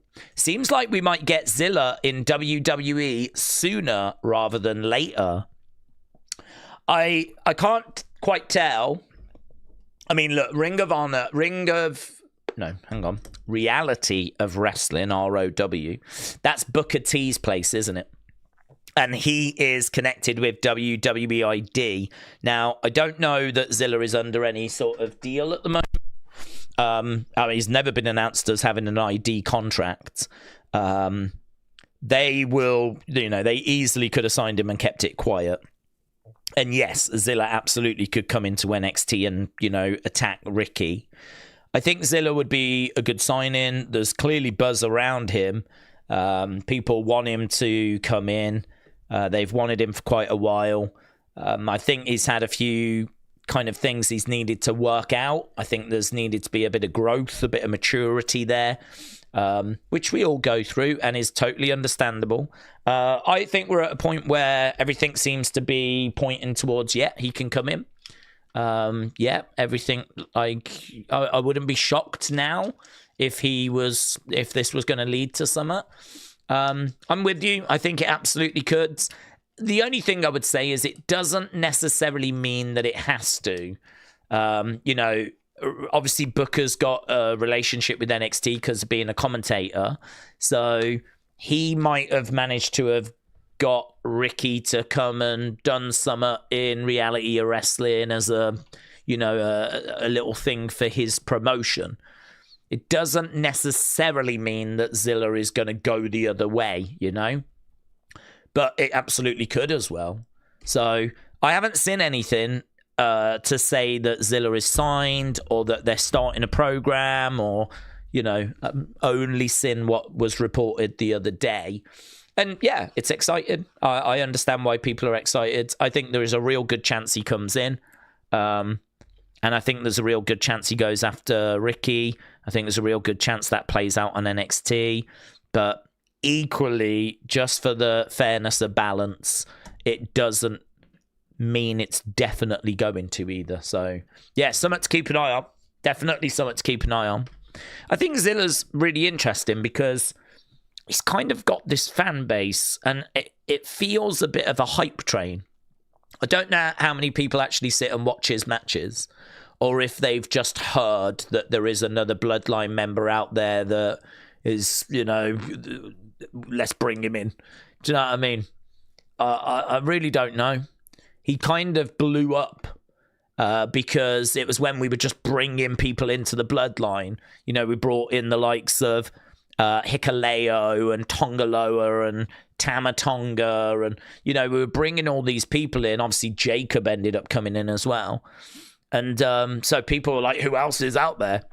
And Zilla was out there, and as a result there was a lot of Zilla, we need to get Zilla. But I don't know if people necessarily sat and watched his work.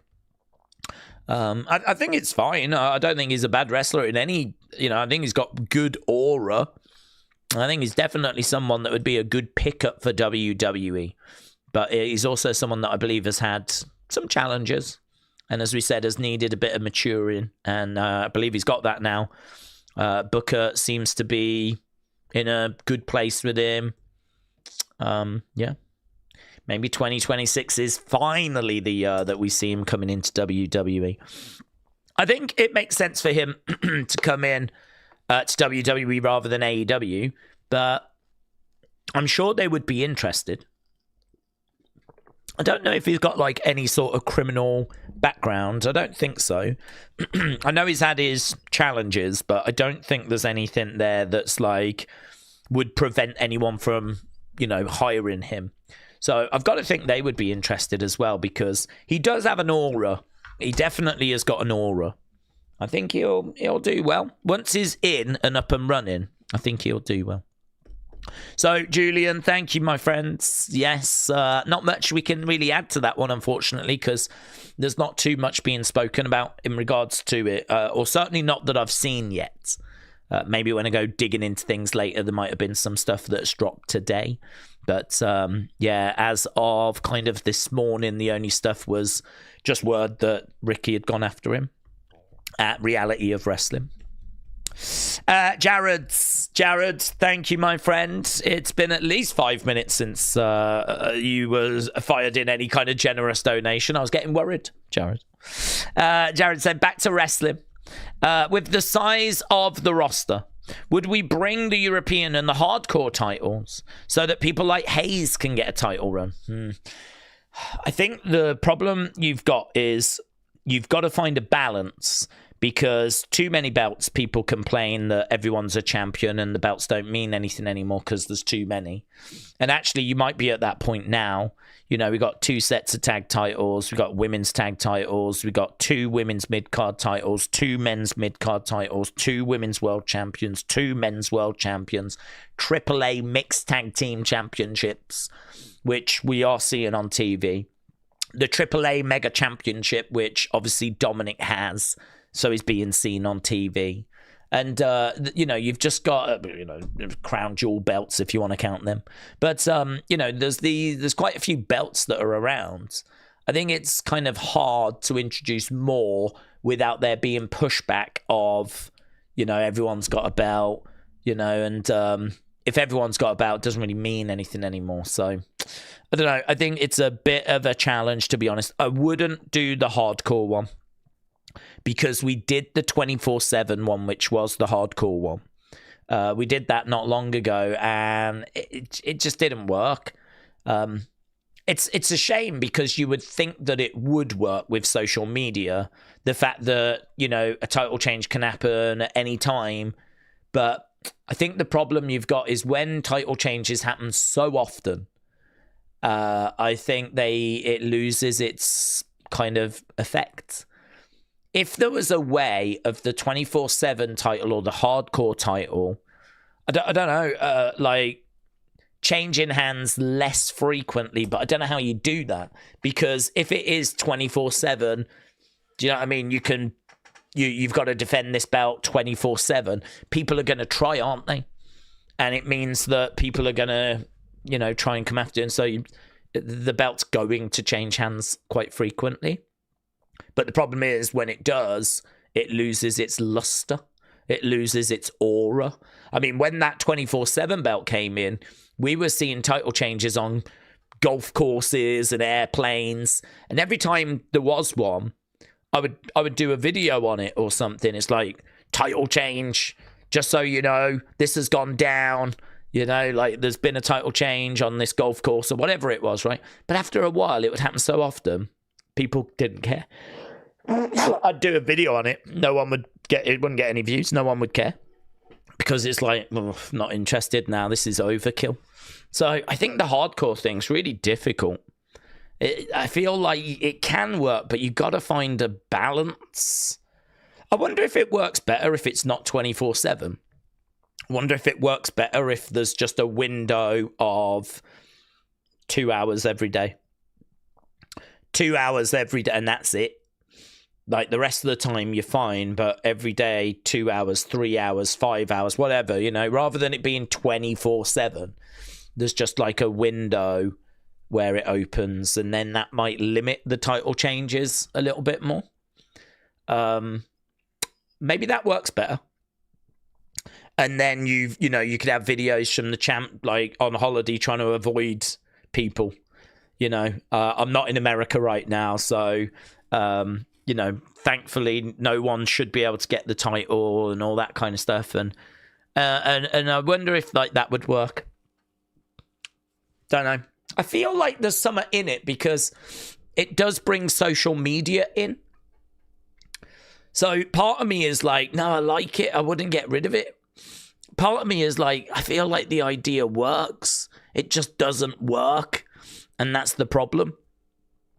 I feel like the idea itself is good, because having a championship that can be defended away from the shows is good, but it gets a bit overkill. In regards to the European Championship, I would bring that in, but I would only bring it in when we get NXT Europe. because I think I'm not a fan. I'm not a fan of the United States belt going on non-United States people. I sort of feel like I'm not a fan of the European belt going, because it's just a belt in it. If it can go on anyone, and how can an American win the European Championship? How can a non-European win that belt? It doesn't make sense to me, because to me, surely the European champion is the best of Europe. You know, I would bring that belt in, but it should only go on Europeans. And I've long thought the United States belt should only go on US talent. And, you know, let's do the US champ against the European champ. And what if there was a Mexico championship? Let's have the best of Mexico. Maybe not like the best, because that person might be a world champion, right?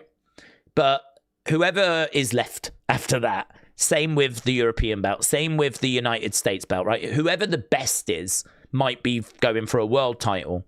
But whoever is left over, ideally, they will find their way to... So, for example, if Gunther's going for the world championship, maybe your European champion is Ilya Dragunov, right? If Rey Mysterio is going for the world championship, maybe Vikingo or Dragon Lee is going to be your Mexican champion. If Cody Rhodes is going for the world championship, then maybe flipping Seth Rollins is your United States champion. And I sort of feel like if you get a bit stricter with that, imagine some of those matchups. Imagine the US champion. Imagine an American challenging Seth for the US title. Imagine a European challenging Ilya for the European title. Imagine if we do, you know, European champ versus United States champ. Imagine if we have a Japanese championship where we have the best of Japan going after that belt. The thing is, if you allow anyone to go after those titles, they just become mid-card belts that don't really represent anything apart from just being mid-card belts. For me, like, that's always been a bugbear for me, actually. I don't think we've really spoke about it before. It's not something that bothers me because we've done it for decades. Do you know what I mean? Like, we've had so many different European champs and different United States champions. They don't really view the belts in that way. They just view them as mid-card belts. But I think it does take you to a very interesting world if you do kind of keep it to nationality, you know? I mean, I think to my knowledge, there is a British boxing championship, right? And I think you have to be British for that. So it's not strange. It wouldn't be a weird thing. I mean, I just sort of feel like the European Championship, you're representing Europe. So doesn't it make sense that you would be from Europe? And same with the United States, you're representing the United States. So wouldn't it make sense you would be from the United... I'm the United States champion. I am the person that represents America. Doesn't it make more sense they would be American? So I don't know. For me, like, that's something that I think has got a bit loose and something that I would definitely bring back to basics. And I'd love a Japanese championship, an African championship, European championship, a Mexican championship, Canadian championship. I think that'd be great. United States championship. Where those would sit, I'm not sure. I sort of feel like they might sit in developmental. Some might sit in developmental. Hard to bring them all to main roster. But, you know, a European championship that just goes on people, I don't know. I struggle with that. Again, it's not a major thing. I'm not sat here crying about it. I don't even think we've ever mentioned it before. So it's not a major thing. It's not like I sit here crying. Or, to be honest, I don't even think about it anymore. But if someone was like, okay, here's a clean sheet of paper, sort out how you want the belts to be used. Yeah, I'd like to bring a little bit of... I'd like to bring a bit of clarity back to the kind of mid-card, you know? and actually have some belts that kind of represent what they're meant to represent. Intercontinental is weird because that's North and South America, but it's never been used that way.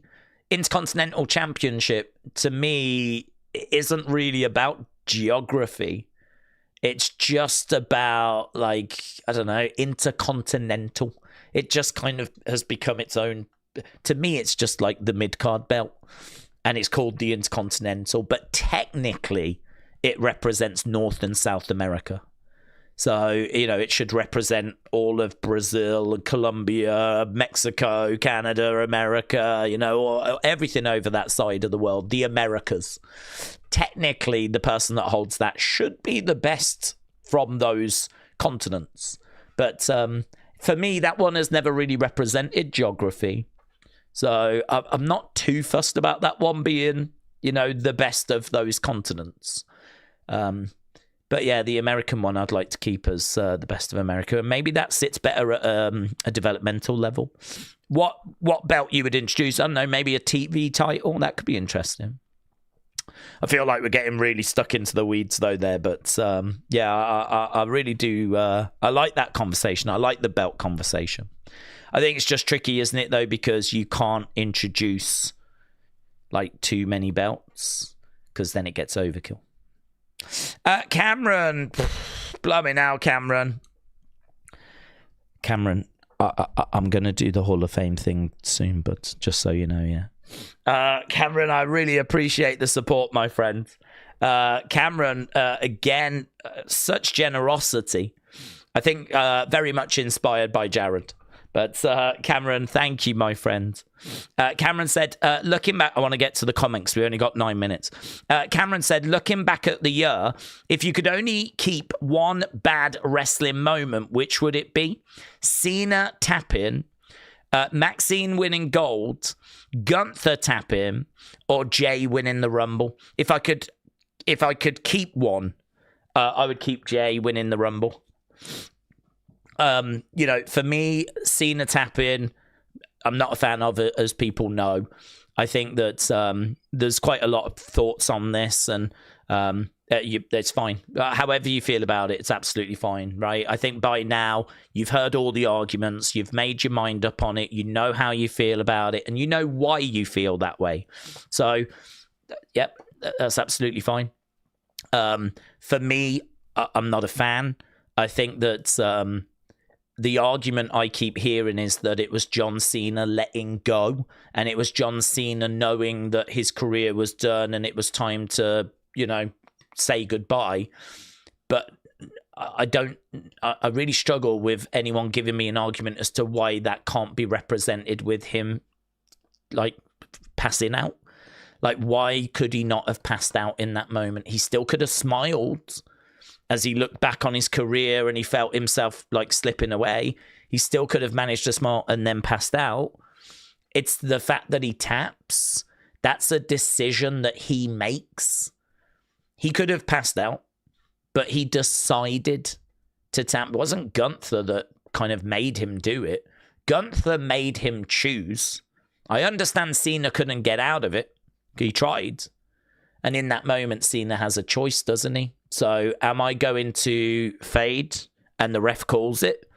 Or am I going to tap? And the guy that represented never giving up chose to tap. And I know people have framed it like, well, he was just, his race was run, like it was over for him. But I feel like the word never is pretty clear. You know, like, there's no caveats to that. It is literally never give up. So I'm really not a fan of that finish. But when I think back to Cena's last match, I don't think of that moment. I think of him standing in the entranceway, in his socks, looking at the camera, saying it's been a pleasure. So as much as I'm not a fan of the finish of the match, it's actually not the defining moment for me. The defining final moment for me is him in the entranceway, and so that's why I can live with it, because it's what came after that kind of I remember more, right? What was the next one? Next one was Maxine. Yeah, the Maxine one I really struggle with. I really do struggle with, and I wouldn't keep that. I think the creative has been so bad. It's a bit frustrating that there's not more people calling it out, to be honest with you. I think creative in 2025 has been very poor, and I think Maxine is a golden example of that, where we've took someone that hasn't done much on TV and has not really been seen too much, and then completely out of nowhere gets given the Intercontinental Championship. And she's won it because of AJ Lee distracting. And for me, I sort of look at that and I'm like, she doesn't feel like she's deserving of this, right? The way they're trying to make her deserving is by having lots of people coming out saying, oh, she works so hard, she's so deserving. But we've not seen that. It's very lazy to me that you're just going to tell me she's deserving rather than show me that she's deserving. You know, if she'd been working and having matches week after week and we'd been seeing those improvements and we'd been on that journey with her and they'd been showing us vignettes and they'd been building her up and we'd been on that journey, I would feel different. But the fact is, they didn't do any of that work. They didn't do any of it. They literally just took someone that we had barely seen and they took her from 0 to 100 and just went, yeah, we've done this now. This is something we've just done. And then they've had to put the work in afterwards to justify it. Well, it's kind of like the horse has already bolted for me. I mean, you've given me something I'm not a fan of, and now you're trying your best to justify it. And there's people out there that are buying it. There's people out there that are like, yeah, okay, fine, you know. But for me, I'm like, no, you've not done the work in the builds. You're trying to justify it afterwards. I even think the booking of it is so bad in regards to her saying to Becky, why can't you be a man about this? You say you're the man, but why can't you take this on the chin? I'm the champ now. It's like, but you didn't win it clean. Doesn't it make more sense for Maxine to be like, I know that I've got to earn this, and I know that this is something that is so important. Like, I know that I've got to be a fighting champion, and I know that I've got to win over the fans, but I'm here to do that. You know, that to me is the kind of message I would expect her to be saying. But she didn't say that. She said, why can't you take this on the chin? Why can't you just accept I'm your champ now? I'm your champ and I'm their champ. And it's like, but you didn't earn it. You had a match where AJ Lee distracted, and that's the only reason why you're champion. And it's like, I find myself just like, the creative of that, I just really scratch my head at it. She really comes across as a very undeserving champion to me. And the frustrating thing is, it's bad creative, but people are just going with it. I don't know. It really bugs me, but it doesn't seem to bug others anywhere near as much as it bugs me. But that's fine. I'm not bothered. It doesn't matter to me if other people like it or hate it or however they feel about it. I really struggle with it. So that one, honestly, is up there with the Cena tapping moment for me. I think it's really bad creative. I think it's a golden example of how bad the creative has been in 2025. Gunther tapping is another prime example, but yeah, you've picked some really good ones here. Gunther tapping is another great example. They had to know there was going to be long-term repercussions for making him tap.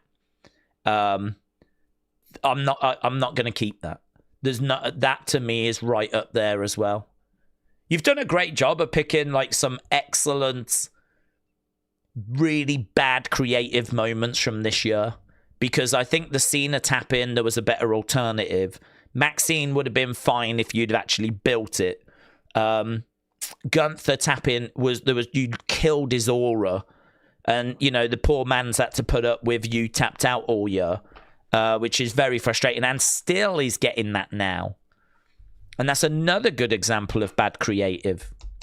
There is no benefit in that moment. Jay winning was enough.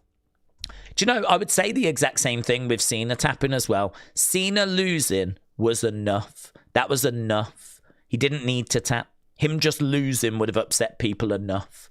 So the tapping, you can say, was a little extra heat. But that's heat that isn't really Gunther's fault. Gunther is trying to win the match. It was John that decided to tap. Gunther didn't make him. He just put him in a submission hold. John had the option to pass out. It's more a reflection of John than it is Gunther. Just like how Gunther had the exact same option to pass out as well, but he showed himself to be weak and, you know, tapping out. I saw Shayna Baszler say tapping out in MMA is not seen as being weak. Well, no, maybe it's not, but it's seen as being weak in wrestling, when wrestling is all about bravado and all that kind of stuff. Gunther even used it as something to sort of talk about in the build to the Cena match. He even said to John, I'm going to humiliate you. I'm going to embarrass you. I'm going to make you do the one thing you said you wouldn't do. I'm going to make you give up. It was presented before the Cena match as the nightmare scenario. It was presented as the one thing we definitely need to avoid. Cena can lose the match, but he can't tap out. And then he taps out. And then you've got people going, yeah, but he didn't, if you think about it, he didn't really tap. He more drifted away, really. I wouldn't so much call it a tap. I'd call it a letting go and all this kind of stuff. Like, people started to try and redefine what had happened because I don't think they wanted to accept what had happened. So I think the Gunther thing is as bad. The Cena one is worse because that's how his career's ended. The Gunther one is right up there, though. Both of those are horrible. Maxine, horrible build, and I hate the way she's being presented right now. There's a degree of arrogance there, I find.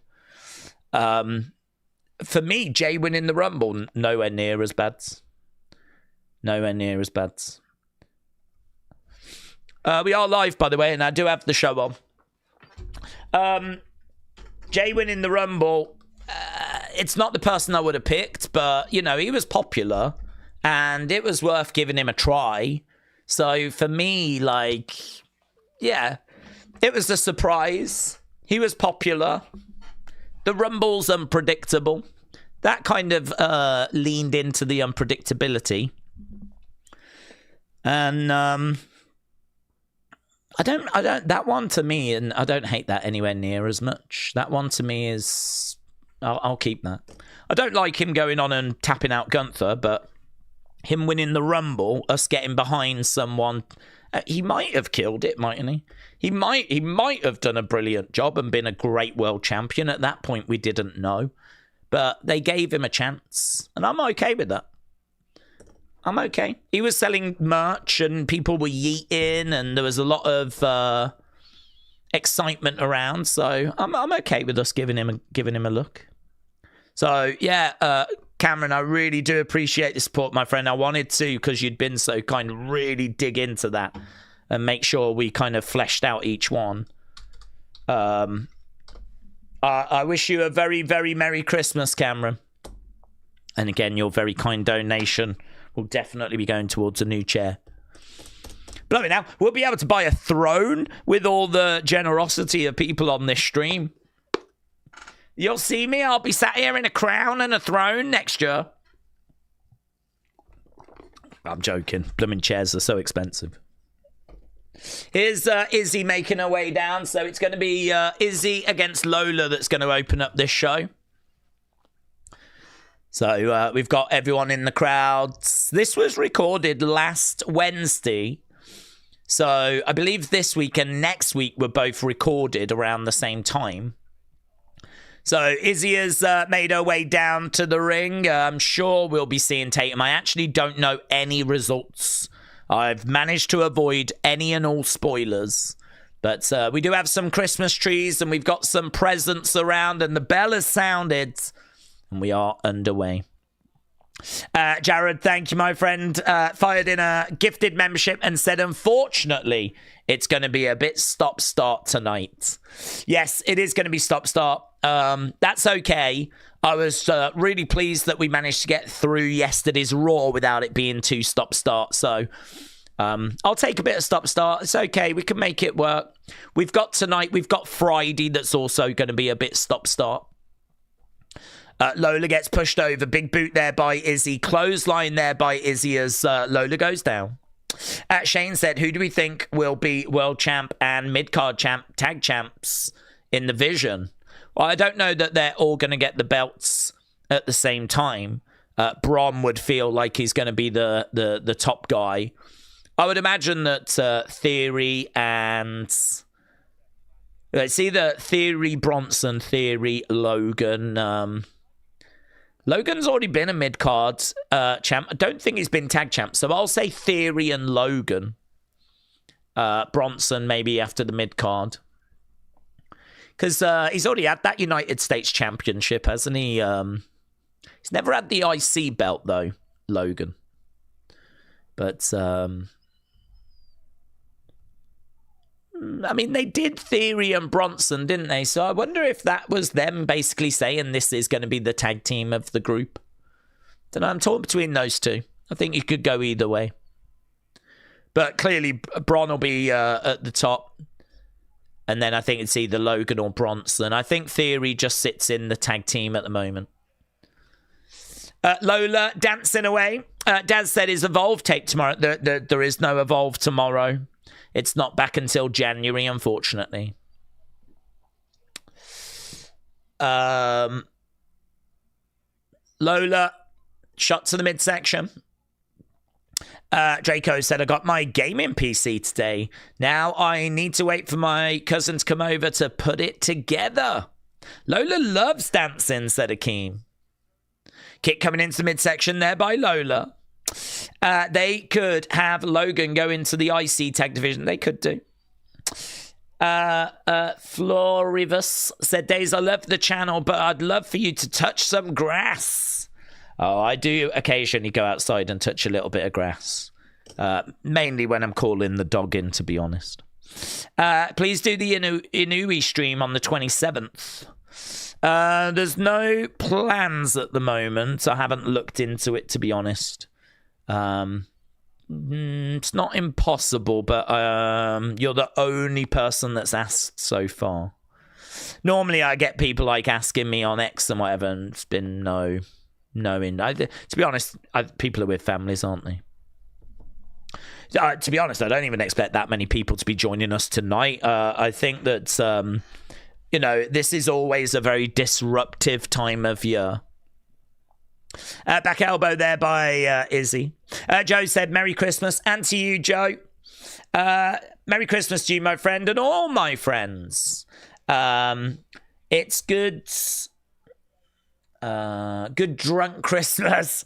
I'm having a good time. God bless everyone. Yes. It's a great time of year to get drunk, buds. Right now we got Lola on the back of Izzi, and down she goes. Lola down. Referee just checking on her. A referee coming over checking on Izzi. Nico's not out there, is he? Lola feeling the effects of this at the moment as she was on the back of Izzi. Izzi driving her down.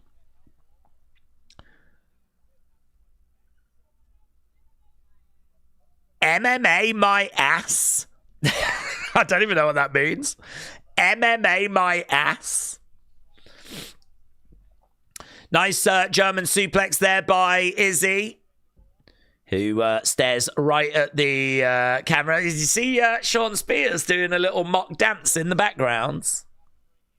Okay, commercial break, and I've paused it for that. So let me know when we are back, and we will be back underway, of course. So thank you. We'll obviously be trying to keep in sync. The only problem I've got is I don't know when you lot go picture in picture if I pause or let it run. I think I pause. I think there's a chance that the footage you see has just been removed. And so, you know, they kind of have just removed it. I don't know. I don't know. That caused a bit of drama on Friday. That's what messed me up. PJ said, Merry Christmas, Daze. Merry Christmas, my friend. Shout out to you. Speed will be getting a Fortnite skin tomorrow, said Alex. Yes. Word Live said, Daze, in your opinion, what is the absolute worst decision WWE made? I think it's ending the Undertaker's streak. That match should have been a draw. What is the absolute worst decision that WWE made? That is hard. I mean, there's lots of decisions that are annoying, but I can't say they're the worst. You know, I mean, like, Booker T shouldn't have lost to Triple H at WrestleMania 19, and I think Sting should have got the win at WrestleMania 31, and you know, there's little things like that.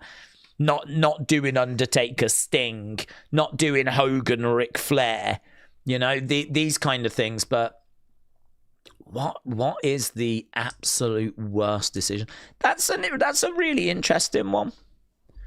Sergeant Slaughter's heel turn during Operation Desert Storm. It was bad taste, wasn't it, that? Jerry Lawler not beating The Miz. Oh, in that ladder match. That was...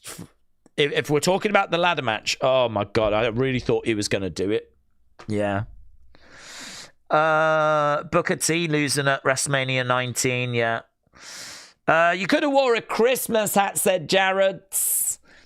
I could have actually, but I don't have one. I don't possess one actually. Merry Christmas Days from my grandson Caden and I. Stanton, shout out to you, my friend Caden. Shout out to you. Porky agrees having the Undertaker lose his streak. Not having Daniel Bryan as the face of WWE over Roman, said Wrestling Fan. I think Vince not paying Janelle Grant, says William. Raw December 15th got 3.3. Did it? It did 3.3. SmackDown last night went back under 1 million again. 995,000, down from 1.2. I think the worst of... We're back. Boom. Okay. I think the worst decision was Vince not paying Grant, said Popper. Do you know what? I mean, is the worst decision Vince just doing what he did with Janelle Grant? Allegedly what he did with Janelle Grant, I should say. Is that the worst decision in WWE history? Because that leads to... I know you could say, yeah, but if he still paid the money, but I mean, it would be better if he didn't do it at all, wouldn't it? You know, I know we can sit here and say, oh, we should have paid the money. Then he would have stayed with the company. But it's probably better to say it'd be better if he didn't do it in the first place. I mean, allegedly did it, you know. Yeah, I think that's going to be a hard one to beat, to be honest with you. Bang.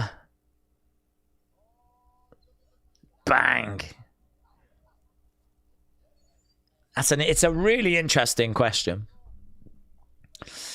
Merry Christmas, Paul. Shout out to you. Right now, we're still underway with Izzi and Lola. Does anyone get hyped for the Rumble? Yeah, it's a bit early to get hyped for it. I'm not quite there yet, but... Kader said Brock squashing Kofi in like 5 seconds. Right now, we had Sean Spears grabbing the leg of Lola. Back in... What's that? What the hell is that? Is that going to be Tatum?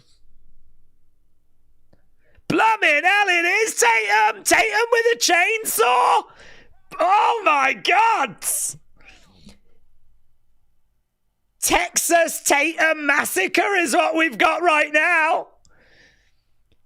Jesus, she has lost it. She has gone off the deep end. Look at her chasing after Sean Spears with the chainsaw. Mate, that is sick. That is sick. That is kind of like... She could be the new Chainsaw Charlie. There was that noise was coming out and I was like... Is that Tatum? I mean, it would make sense, but I don't know why. I just didn't expect Tatum to be someone that would be comfortable with a chainsaw.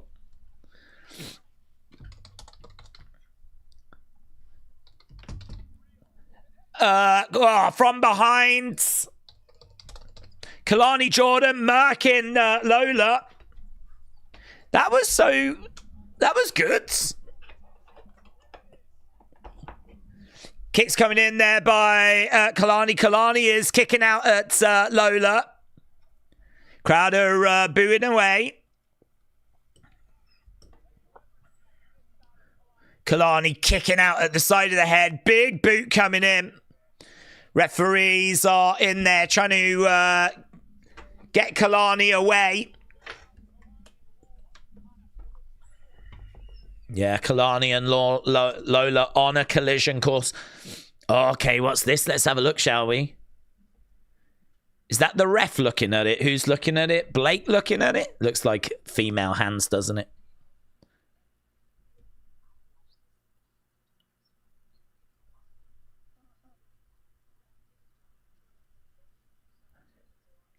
Jordan says you clearly won.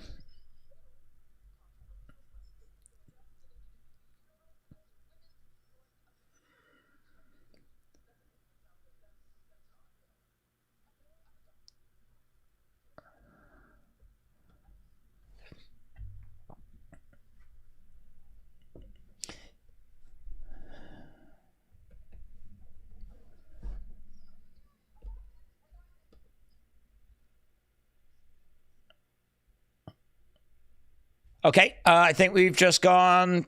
have you got the WrestleMania advert? No, you've gone commercial break. Mania ads. Have you got the Mania ad now, or is that going to be when we come back? Oh, that's the other problem, isn't it? I don't know if you've got it now, or... Yes, you've got the Mania ad now. Right, okay, now I'll just let that play, and then when it finishes, I'll unpause it. Right, Mania ad now. Grace needs to get her glasses. Check, said Dudley. I believe in Thea Hale, said Thaddeus.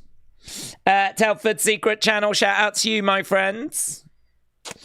We've got the Mania ads. Yeah, I've got it on. We'll just get through it. And then I'm guessing it'll be commercial break straight after that. I don't know why it says Cameron. Perhaps because I was just talking to Cameron, that Cameron was on my mind. CW USA is always a little bit ahead, said Akeem. Okay. Right, I've paused. So you'll just have to let me know when we are back.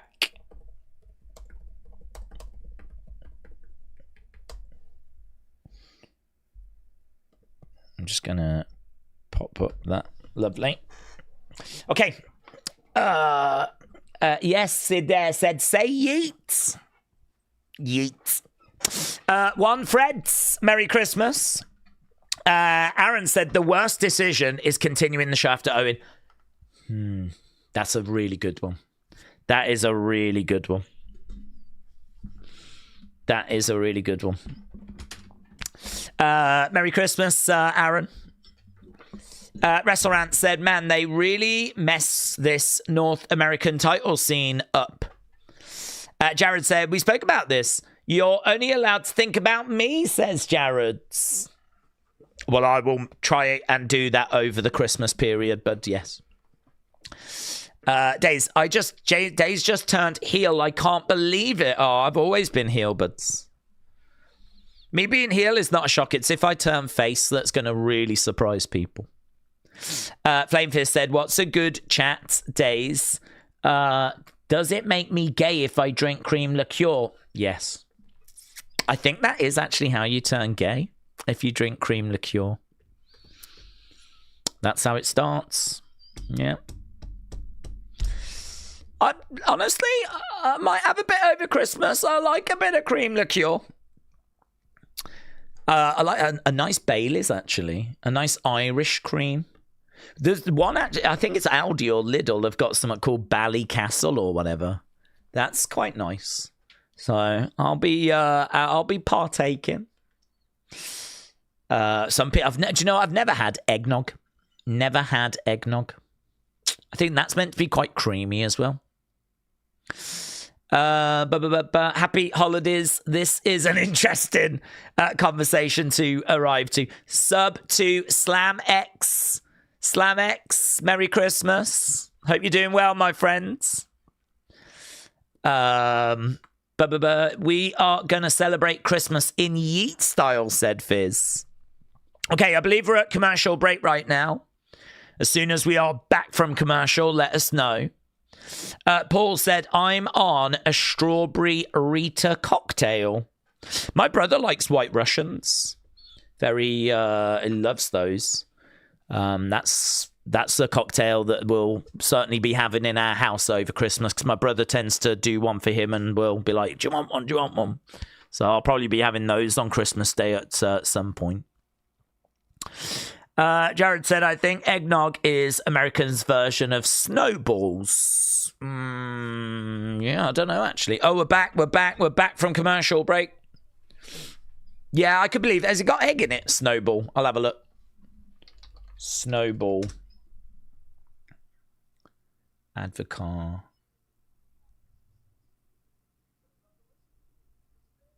I don't know. Okay, we got Ethan and we got Miles Bourne right now.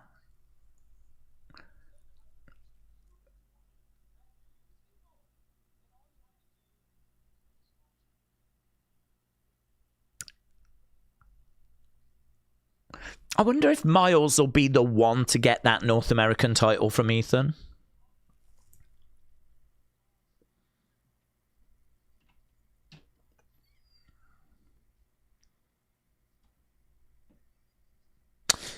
I like that line. Everyone likes to pretend Raw and SmackDown is the Shark Tank. It's not. It's NXT.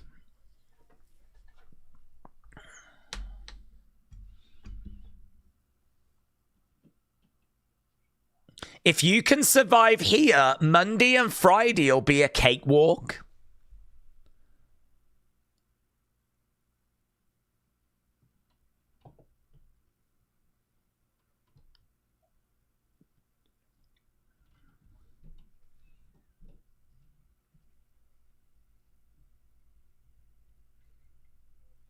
All right. Wow, there was nothing back there from Miles.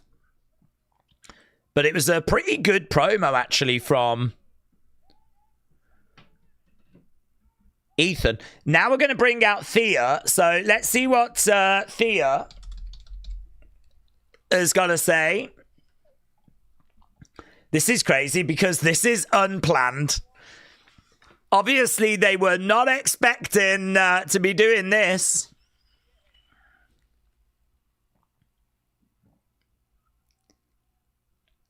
Oh, it's so crazy. I flipping love this. It's like a Christmas miracle. It's I feel like I am watching something that I should not be seeing. I am in a different timeline to the one that was planned. She has got an opportunity she was not meant to have. And it's like, what do you do now? What do you do with it now? Like, I'm quite excited to see what they do.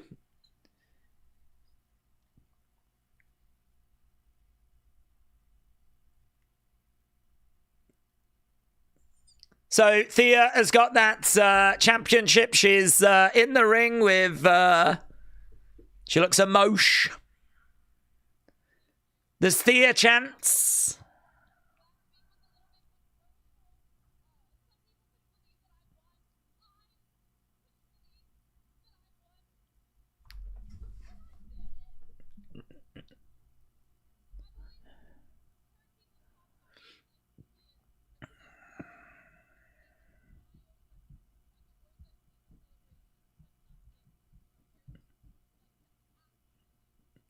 I mean, Blake's coming down, isn't she? Blake's coming down. Blake's going to definitely have something to say.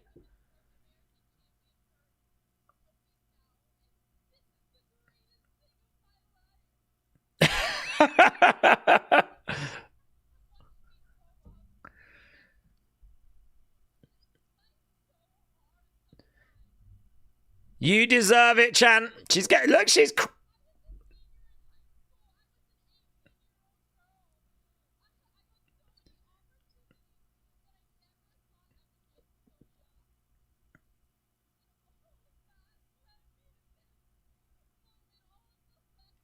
I feel like she's doing the same thing Izzi did, which is she's not using the fans. They're chanting, you deserve it. She could have let that breathe a little bit.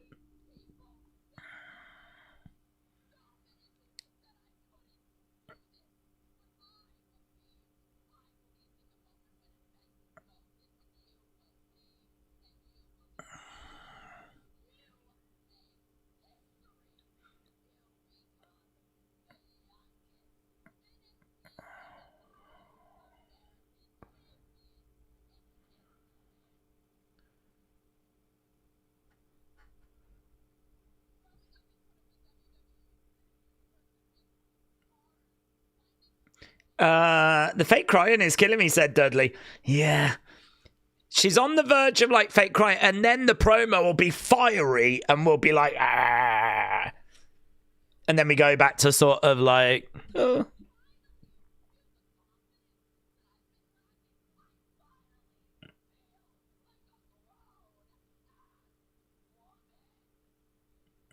God, that came from the soul, didn't it, that bit? I finally feel like a grown-ass woman. Here's Blake. Blake was always coming out.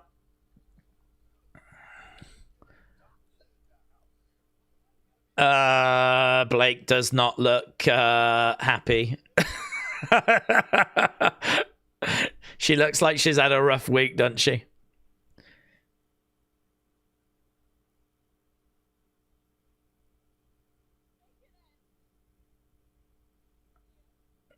Tia. That's enough. That was a fluke. It was a mistake. An inconvenience. An inconvenience that I now have to deal with. She can't even find the strength to get in the ring.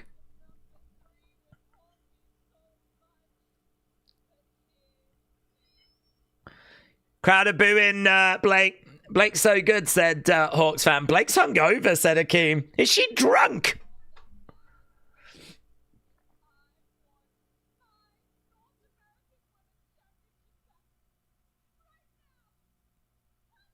I want it back right now. Hand it over.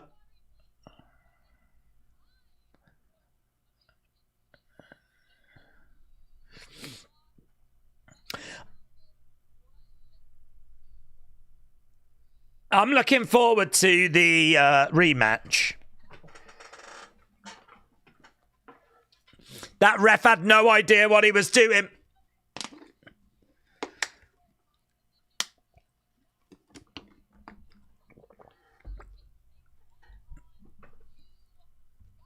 Okay, so Thea is granting the rematch.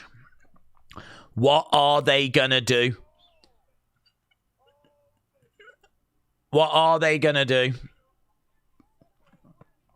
Are they going to switch? Are they going to switch it back, or do you keep going with Thea? Thea and Blake are brawling away. Blake on the outsides.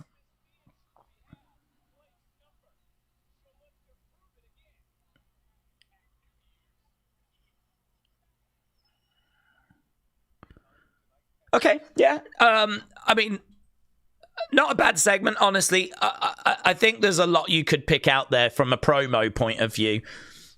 I feel like what I just saw was, from Thea, a good promo, but it's a promo that you would do in promo class, where you don't have the crowd chanting your name and you don't have the crowds, you know, being a part of it. I feel like she went in the ring and delivered a promo regardless of what the people were doing. Very, very similar to what we said about Izzi the other week. She went to the ring and just delivered her promo.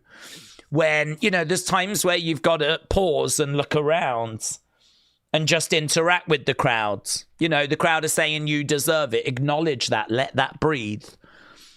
And I know that you've got time that you've got to be hitting, but if it means that you've got to speed some moments up or drop a couple of bits or whatever to make it work, like, it's better to do that than to just keep barreling forward whilst they're chanting in the background, you know?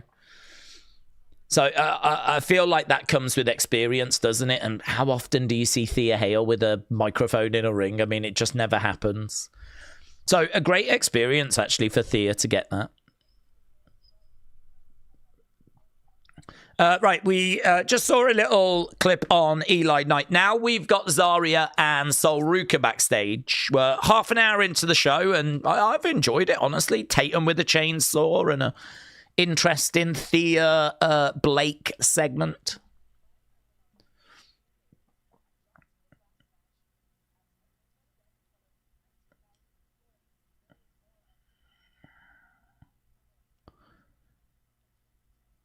I'm a lucky girl, and I'm lucky to have a best friend like Zarya. So Sol and Zarya seem to be in a good place. I'm going to be out there with you. You feel like the betrayal could happen at any time? I feel that way. Here's Eli Knight then. So Eli Knight is going to be in action in the Speed Championship tournament. Eli Knight representing Evolve, even though we haven't seen much of Eli Knight in Evolve. I like his graphics, though. They're good. They're really good. They're a bit kind of cartoony. Pop art.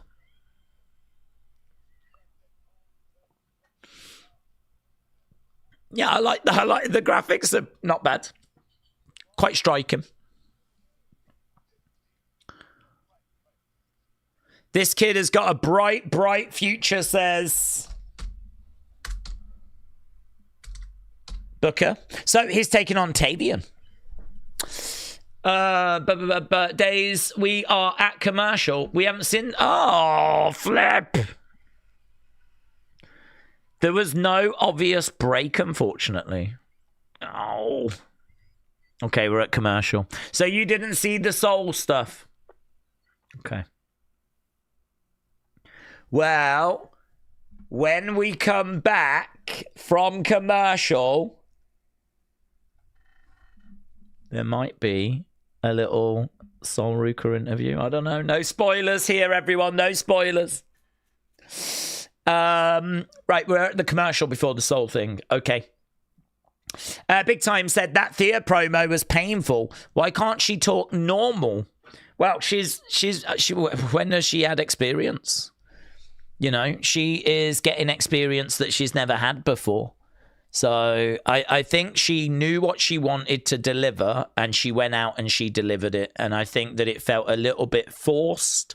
I think it felt a little bit all over the place because she's trying to cry, but then she's being serious, and then she's trying to cry, and the crowd are chanting, and she's sort of ignoring them. And there's a few things in there that you'd want to give us feedback. But yeah, I mean, this is developmental, isn't it? And that is one of the first kind of in-the-ring live mic experiences that she has had. So a brilliant learning experience for Thea. Did Blake's tone annoy anyone else? It completely destroyed any attraction they had for her, says William. Jordan said Soul is the best. But I don't mind going back to Soul. Soul is the best. Are we not at Soul yet? Are we? We're still at commercial. With the WWE video library going to YouTube, would you be open in doing watch-alongs for certain shows? If they're live, yeah. If they do them live. And we have done them this year that way. We are at advert after Tavion progressive speed entrance. AJ said Thea did a good job with the promo. We're back. We're back. Okay, so what have you got on screen right now then? We're back. You've got Soul. Okay, I've got Soul. Okay, we're back. We're back. And we've got a Soul Ruca interview right now. Some of us have already seen it. Spawny said Blake sounded drunk and distraught. Soul's promo starting now. Thank you for Beach Kevin. Hello, Trini. Merry Christmas. I'm way ahead, said Alex. James said, I can't wait for the live shows. Same. This sucks. I feel like I've watched this already, said Porky Pig. I've got that vibe, yeah. Jared said, the only thing I don't like is the I want your soul story. I didn't like it, says Jared. Eli's going to be good when he comes up, says Doug Dilly. Merry Christmas, Trini. Tony said, Austin Theory, The Vision. He has joined The Vision, that is true. Right, whoa, look at these graphics for Eli Knight. These are nice. Feel, a little bit cartoony, comic booky, pop art-y. Nice colours, quite striking.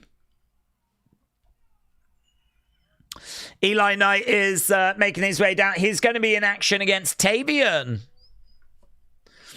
Speed Championship, so obviously it's only going to be in 3 minutes. Dudley said, is that a child wrestling? It's a child, yes. 6 years old.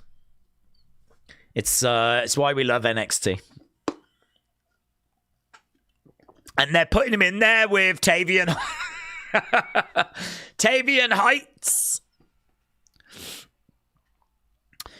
Tavion making his way down. Tavion. Who is Eli Knight? He wrestles in Evolve. But we haven't seen much of him, honestly. Fizz, Merry Christmas. Aubrey said, I love NXT. Restaurant said, the bell just rang. Oh, I'm a touch behind. Let me skip forward 10 seconds. Okay, we are underway then with this match. I've got a springboard moonsault. Lands on Tavion. Sticks the landing. Perfect. Woo! Eli Knight is up. Lovely splash. 2. No joy. Eli Knight up on his feet. Gets pushed back. Boot coming in. Oh, nice work there by Tavion. Going through. Yeah, love that. He's got him on his shoulders. Oh, lands on the feet. Tavion against the ropes. Nice leapfrog. Down he goes. Tavion over the top. Ah, lovely work. Lovely kick.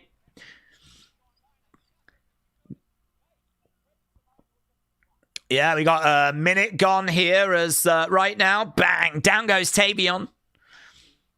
Going up. Whoa, love that. Vertical jump. Drop kicks the top turnbuckle. Flips into a... Look at that. Into a backflip. That was great. Eli lands on his feet. Big boot coming in there by Eli. He's causing all kinds of trouble here for Tavion. Oh. Tavion is down. Eli is up. Oh. Went for a big moonsault, but Tavion wasn't there. I don't really get that. 1, 2. I don't really get that. I don't really get Tavion coming off the ropes to then stop and do a belly to belly. What did the ropes do in that? He comes off the ropes.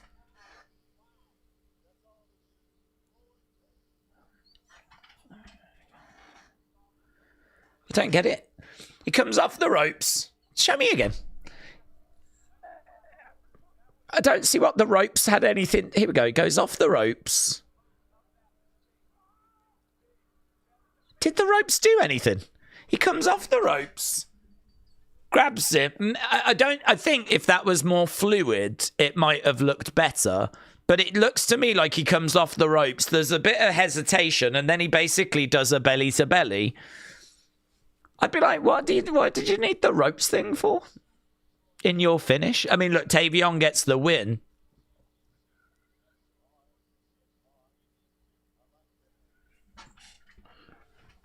You probably could do it in one move, couldn't you? Off the ropes, grab, bang. I think he's going for that, but there was just a moment of hesitation in there. There was just a moment where it just didn't flow. You probably could do that. That's okay. I don't think that worked, but okay. We're going to commercial break. I'm pausing. I've paused. I've broken it. It's broken. I broke it. I might need a new microphone as well now. Okay. Good. Merry Christmas, Keegan. Shout out to you. Sean said it wasn't fluid, and I think you're right. I think it would work. I didn't get it at all, to be honest, but after kind of thinking about it, you probably could come off, grab them, and go into it. That could look kind of sick if you nail it, actually. Akeem, Merry Christmas, buds. Who dresses Tavion? I don't like that leg sleeve thing. I've never liked it, but I don't know. Yeah, I don't know. Must be the fashion. I've never been the most fashionable cat. Matteo said, I know they're still young, but I could see that Eli Knight guy being like the next Javon Evans or Leon Slater. He had some crazy top rope moves. Jared said, everyone get those $100 pound donations. Daze needs a microphone. No, it's fine. We fixed it. Restaurant said, Triple H can't wait to get his grubby hands on Leon Slater.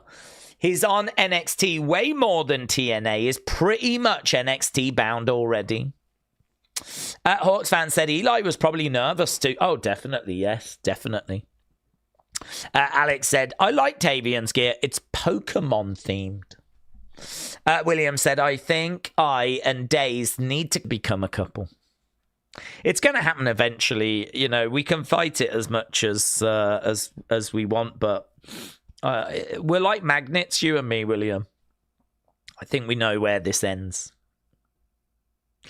Daze, would you say JC has been NXT Female of the Year? Because I would, yes. I'm with you, James. Yes, I would. Ty Sinister said, Daze, get one of those mics that comes down. Oh, like a Madison Square Garden one. Oh, ladies and gentlemen. Yes, that would be sick, wouldn't it? I'd have to have a bit of rope. Like that.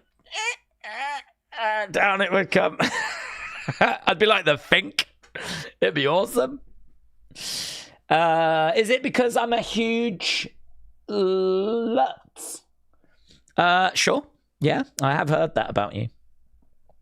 Here to tell you, William, that I have got to him first because he lives next door. It's true. But listen, there's enough for me to go around. Certainly after Christmas, where I pile the pounds on. Merry Christmas. Look at all these Merry Christmases. Aww. Aww. Like a top rope moonsault on the outside was crazy, says Matteo.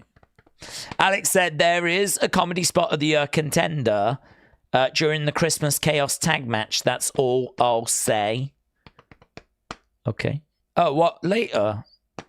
Is there a Christmas comedy tag match tonight?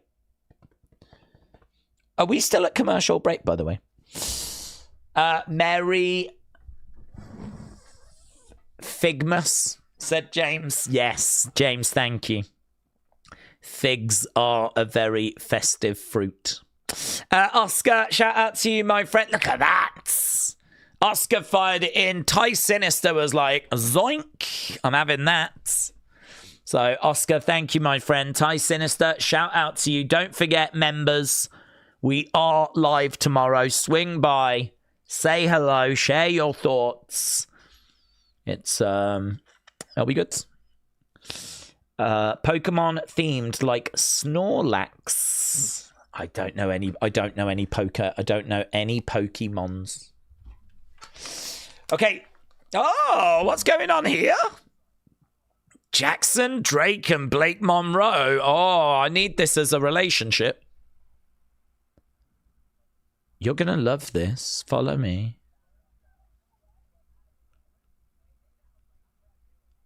Yeah, we got swipe right. Hondos. Can I help you? Oh, Vanity Project. Are they hitting on Blake? I'm so here for this.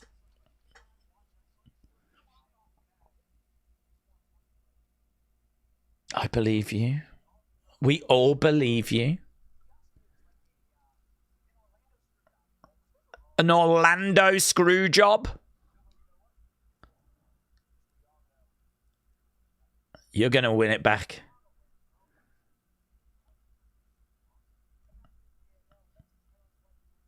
Could you imagine if she lost, says Ricky Smokes.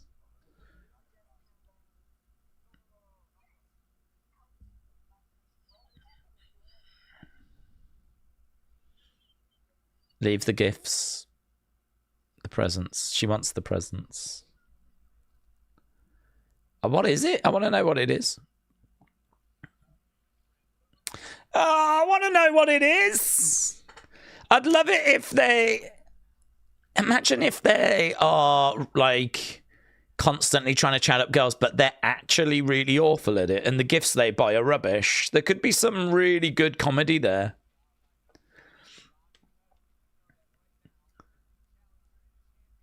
It didn't really go anywhere, but I didn't mind that. I felt like it had potential. Okay, we have got Leon and we have got Oba. Oscar, shout out to you, said no memberships, bro. 7 years seeing you. Gifting time. Oscar, shout out to you, my friends. Shout out to you. I really appreciate it. 7 years you've been around. Oscar Cemental. That is Cemental. That is absolutely Cemental. 7 years a bit. That's longer than me. Even I've not been here that long. No, I appreciate, my friend. Merry Christmas. I hope you have a fantastic Christmas or holiday if you celebrate something else.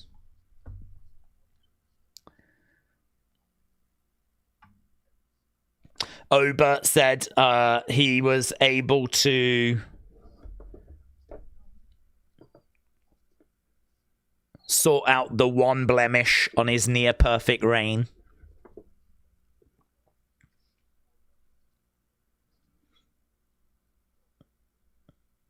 I'm the ruler of WWE. There was a shift in the universe. Cody felt that shift.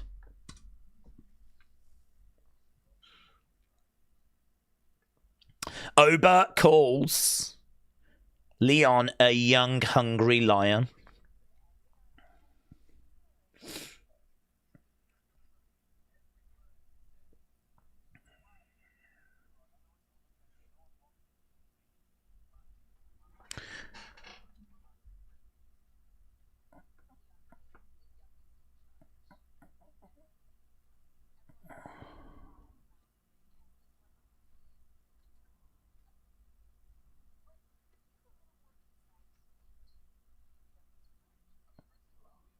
Okay, so we're just hearing from Leon. I'm not down on this. They're just hyping up, building up to New Year's Evil.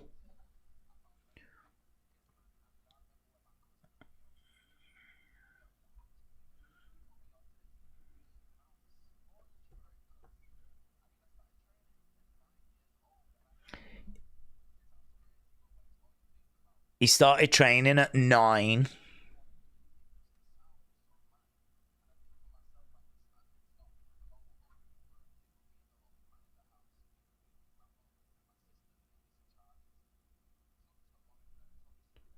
That's really interesting. So it was only him, his mom, and his sister. And that's where youngest in charge comes from.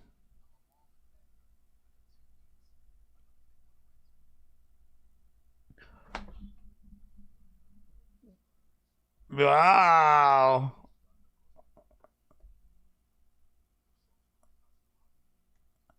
That's great. I feel like we really just learned some stuff about Leon there. I did.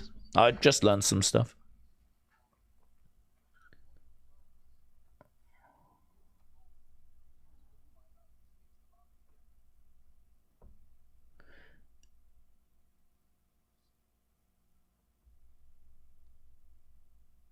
It looks like a hell of a challenge, doesn't it, for Leon?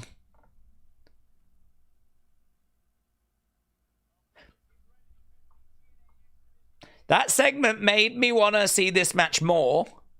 I want to see the match anyway, but that segment made me want to see this more. I don't give Leon much of a chance.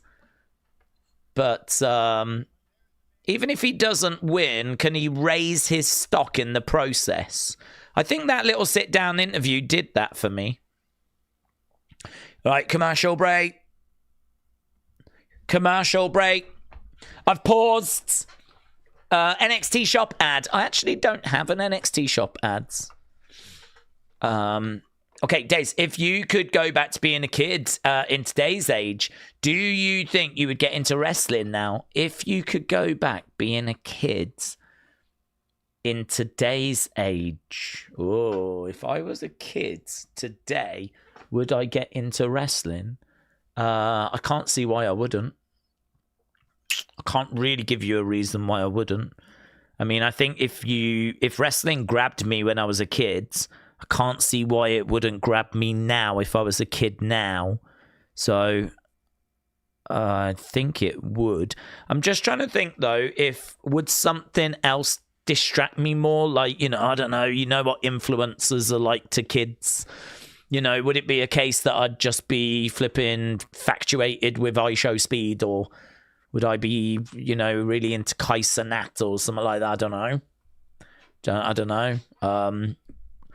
Would that be a distraction? Because none of that existed when I was a kid.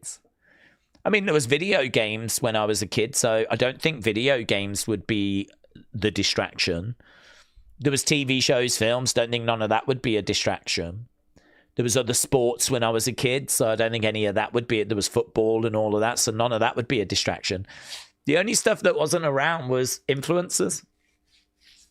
And Twitch and, streaming and all that stuff. So would that prove to be such a distraction that wrestling would struggle to maintain my attention?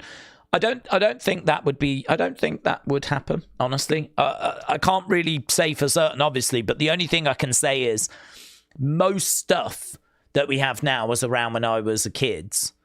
And it didn't stop me from being a wrestling fan. So apart from some unknowns, I've got to think I would be a wrestling fan again, yeah. I've got to think that it would grab me in the exact same way that it grabbed me before. I don't know where we are with flipping polls or whatever. I think I'm a bit all out of whack. Hello, Wrestle with Andy. Merry Christmas. Said a young Daze would have loved Logan Paul. An old Daze is looking back at him crying. That scene in Interstellar. Maybe, perhaps a young Daze would be part of the Low gang. I don't know. I really don't know. That's going to be an unknown one for me. It's a very good question, very thought-provoking question. Do you think you would still be a fan of wrestling if you grew up today? I think my answer is yes. I think wrestling grabbed me when I was a kid. I think it would grab me now. It's just, would there be anything that would take my attention that wasn't around? And I don't think there would be. Oscar said, Jay Uso, I'm running that shiz back. Another dono. You're running it back. Yeats. Oscar, shout out to you, my friends. I enjoy when growing up from different companies, says Dan. I enjoyed growing up from different companies when it was wild. It's more wild than ever saw in my life. So do you mean like you enjoyed growing up and watching different wrestling companies? Is that am I taking the right thing out from that comment?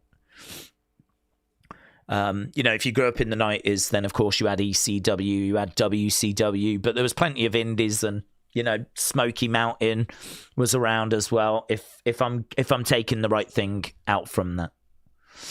Right, we got Ava in the ring. Jaylee said, I'm just jumping to say happy holidays to all the community members. Jaylee, Tuma one, thank you, my friend. Merry Christmas. Okay, we got Ava in the ring right now. I don't know what this is. Javon is coming out. Bouncy! Yeah!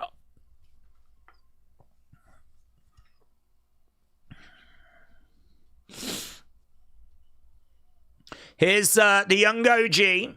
Days, we need non-conformists in wrestling. Stone Cold was my fave, said Wrestle Andy. Would you say is Drew non-conformist? You make a good point. Who is there that just operates to the beat of their own drum? Here's Ricky. Da da da da da da da da. Bum bum bum bum. Ricky Saints making his way down. Ricky, of course, healing it up.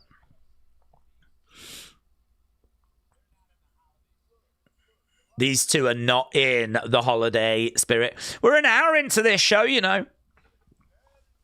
I don't know if it's felt longer or shorter, to be honest. I mean, we haven't had that many matches. So in that regard, it doesn't feel like the show's been that long. But I feel like there's been lots of talking points. I feel like we've had a lot of conversations. It feels like even a bit more than usual.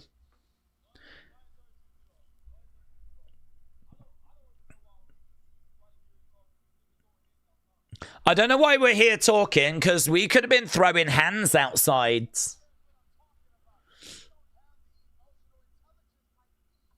You haven't got the emotional intelligence like me.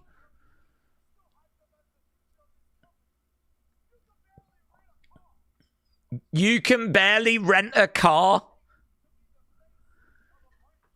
You haven't got what it takes to be the face of a brand. It seems like he's on his way to the main roster, doesn't it? Javon said, I'm not going to lie, I'm about to rock you. I'm gonna rock with you.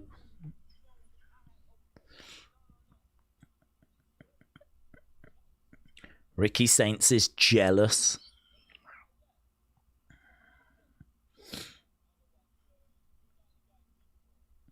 I know why you're jealous. It's because you ain't the guy that you think you are.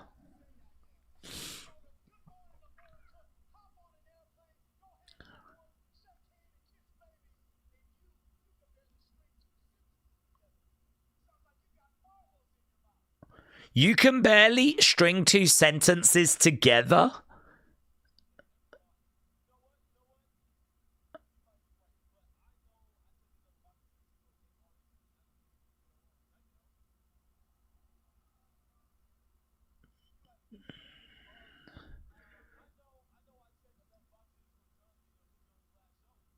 I know I check enough boxes for John Cena to put me on his last show.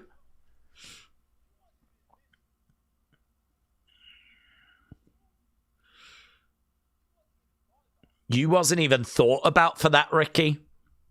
That's pretty good.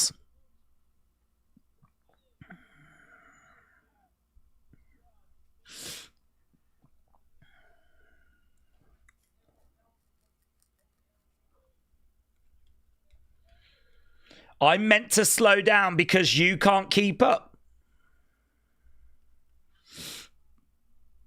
Could you imagine Nathan Frazier against Javon? Oof.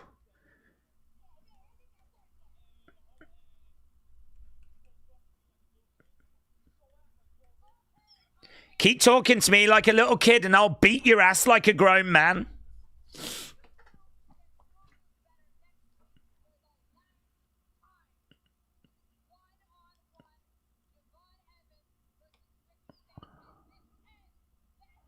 Okay, 1-on-1 next week. Ricky Saints against Javon Evans. Okay. Javon's promos, I mean, there was a couple of good lines in there. The delivery is always the concern, but some of the content there was not bad.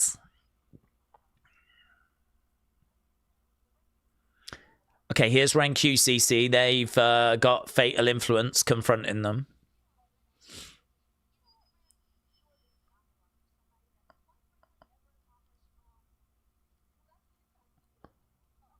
That's cute coming from the third wheel.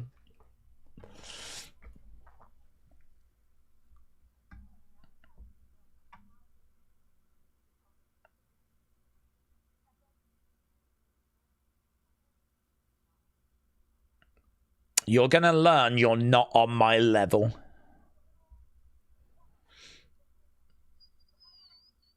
Ah, that makes sense. The champ needs a warm-up match.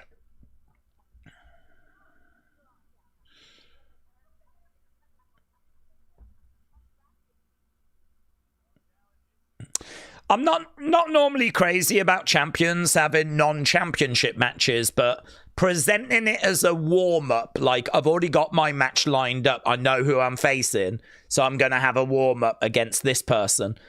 That makes total sense to me. Here's Arianna Grace and Stax.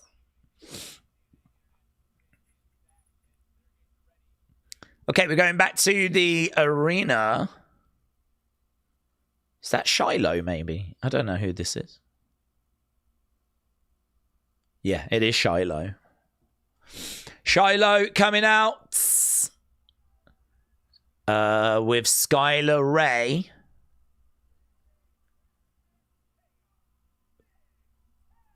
All right, is this the comedy chaos match?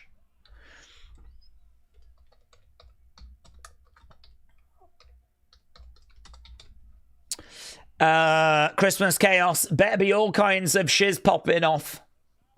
What is this nonsense, said Akeem? Shiloh and Skylar. I don't know who they're taking on. Is it Stax?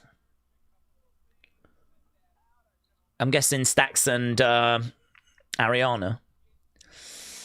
Daze, are you positive Javon will get over with the main roster fans? I'm asking because people are saying they skip his matches or the crowd don't seem to care.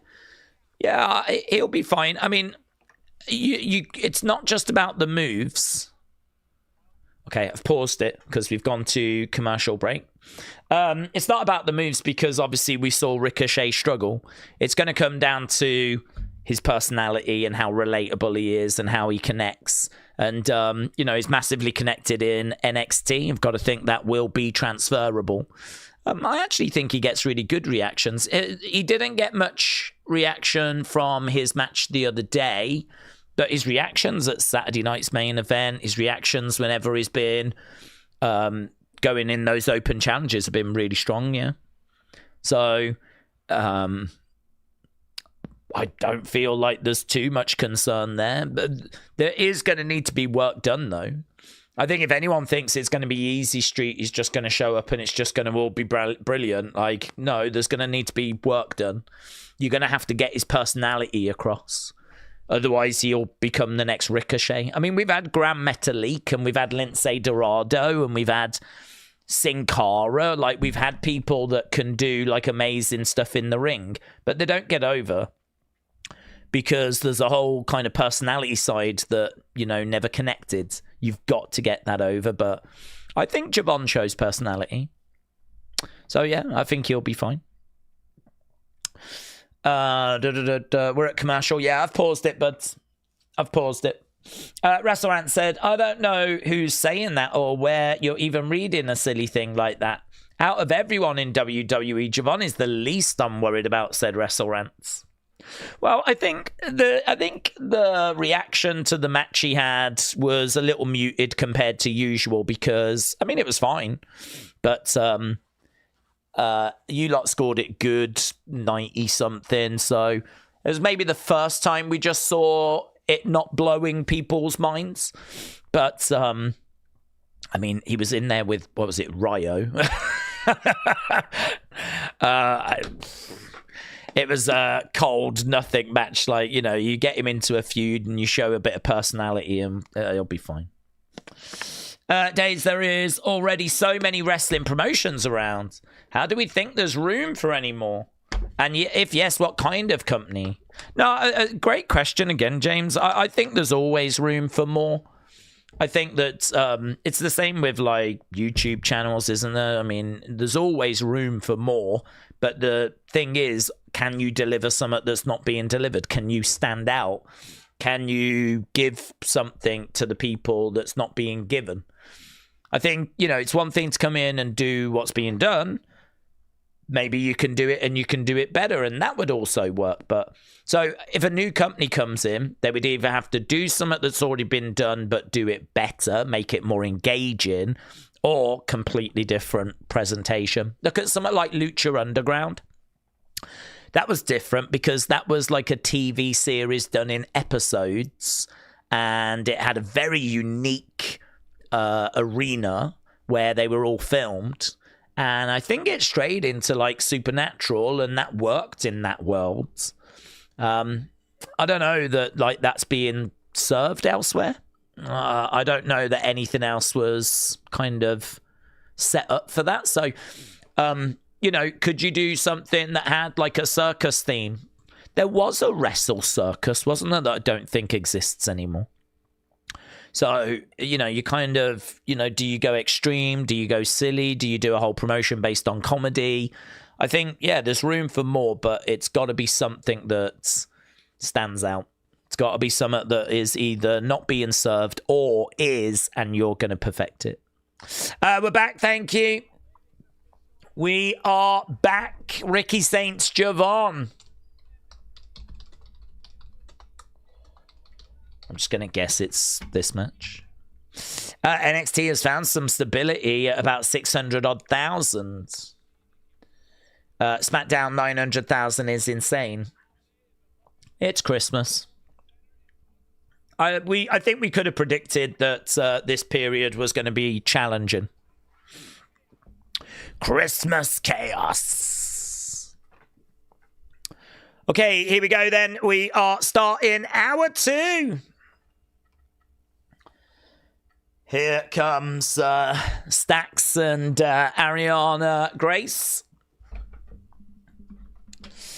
The NWA does a TV series format, but the wrestling is awful, says Brother Man. That's true. They provided something different, actually. They did that, you're right, that sort of old studio wrestling when they were doing Power, and it was in front of like a studio audience. That was very different. In fact, it was so different, we started streaming it. We started watching it. Okay, Arianna and Stacks. Oh my God, people are slapping people and we are underway. So the Christmas Chaos match has begun.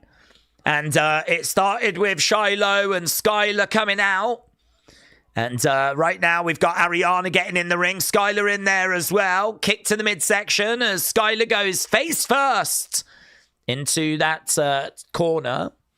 Right on the outside we got some presents. This very much is a Christmas themed street fight. Against the ropes goes Skylar. Oh, Stacks goes down. Inverted atomic drop there to Arianna.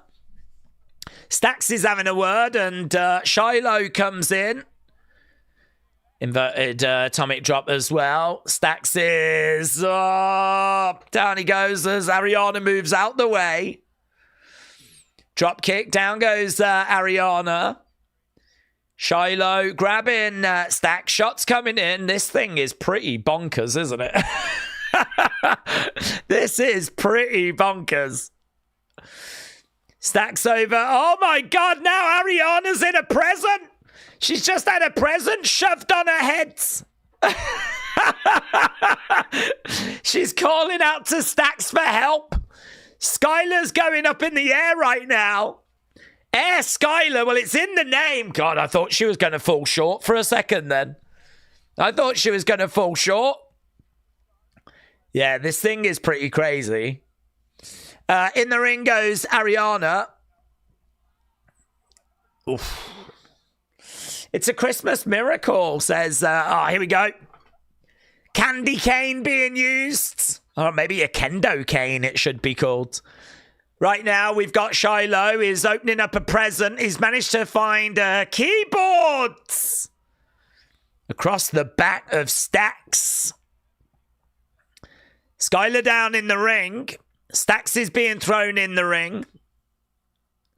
Shiloh getting in the ring. Arianna's up. She's got the... that was a good shot. Candy cane. Oh, gets caught. Right now, Skylar getting up to her feet there, fighting over this kendo cane. Arianna screaming out. I can't quite tell what's happening. They're going on the shoulders. That's what's happening. The camera angle was a weird camera angle, so it felt like something was happening that we weren't seeing. Oh! Kick coming in.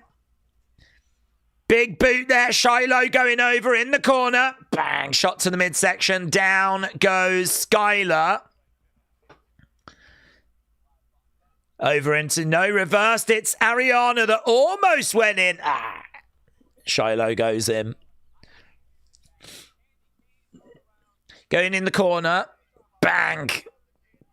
Right now we got Stacks upside down.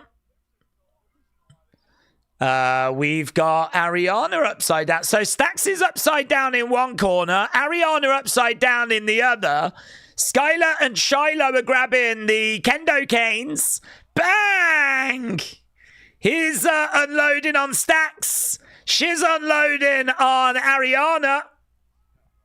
Her booker's like, this isn't right. This isn't right.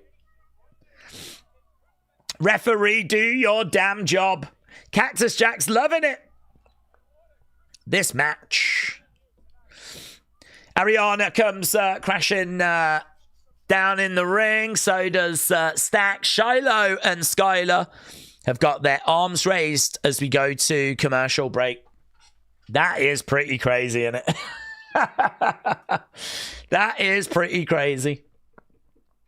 Benny said, bold opinion. I think Carmen Live should be an automatic entry into the December Hall of Fame for his hard work promoting ARW.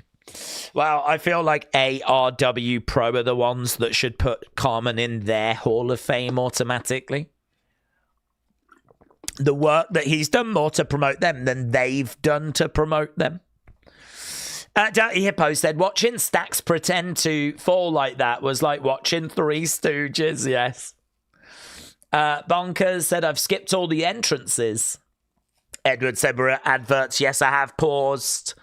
You'll have to let us know when we're back. I don't want to miss a second of what many people are calling the greatest match of 2025. I swear to God, if Carmen goes in the Hall of Fame, I might leave this channel permanently, says Mayor Pete. WWE Army, Navidades. Feliz Navidades. I've never said that before, and I hope it's not offensive. Akeem said, I find toilet paper commercials offensive. Kieran, Merry Christmas. Sonny, Merry Christmas. Hope you're doing well. Seasons beatings, said Flex. Corey said, Daze, if you could promote one thing from this year, why would it be when Demonito was revealed? If I could promote one thing, I don't know what you mean by that. What do you mean promote it? Was you a big fan of the Demonito thing then, Corey? Merry Christmas, Sonny, yes.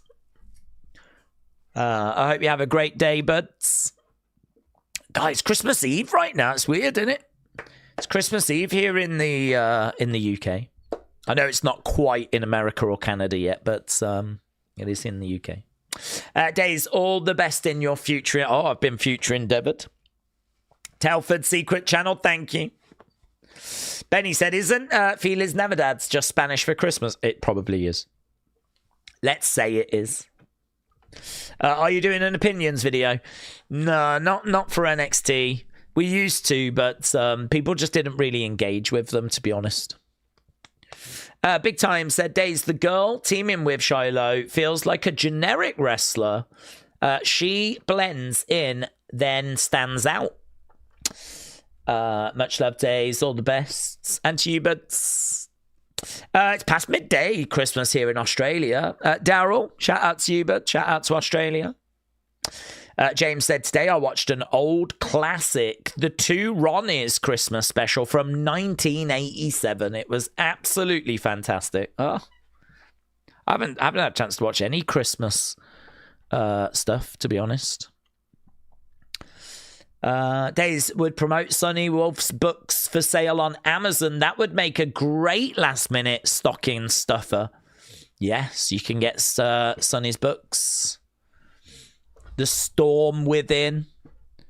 The Thoughts Within. The Penis Within. They're all available.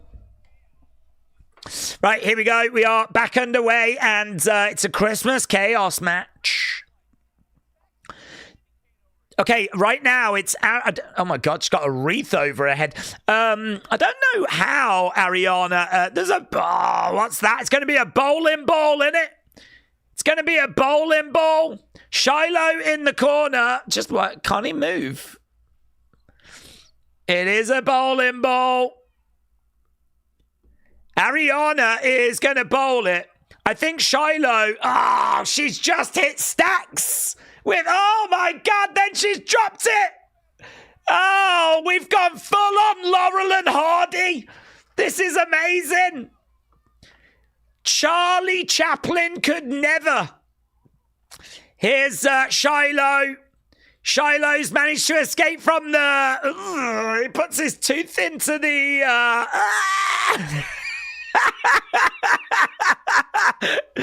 Ariana's just there like... Just put it down. Throw it. Chuck it in the crowds. Right, Skylar goes up. Bang. Missile drop kick. Down goes Arianna. Down goes Stacks. Shiloh. This might be the beginning of the end. Right now, stand it. Whoa, very good. 1, 2. Oh, this match, yes, is continuing. We are continuing.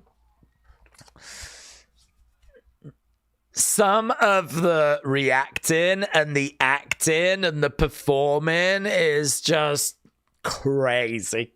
It's like flipping silent film levels. Silent movie. It's straight from the 1920s. Watch the cookies, man! Well, why have you put cookies there, you idiots? Right now, Stax has got a wreath. Oh! Arianna goes into the Christmas tree! Blimey hell, it's all happening! Here's Shiloh! Leg drop!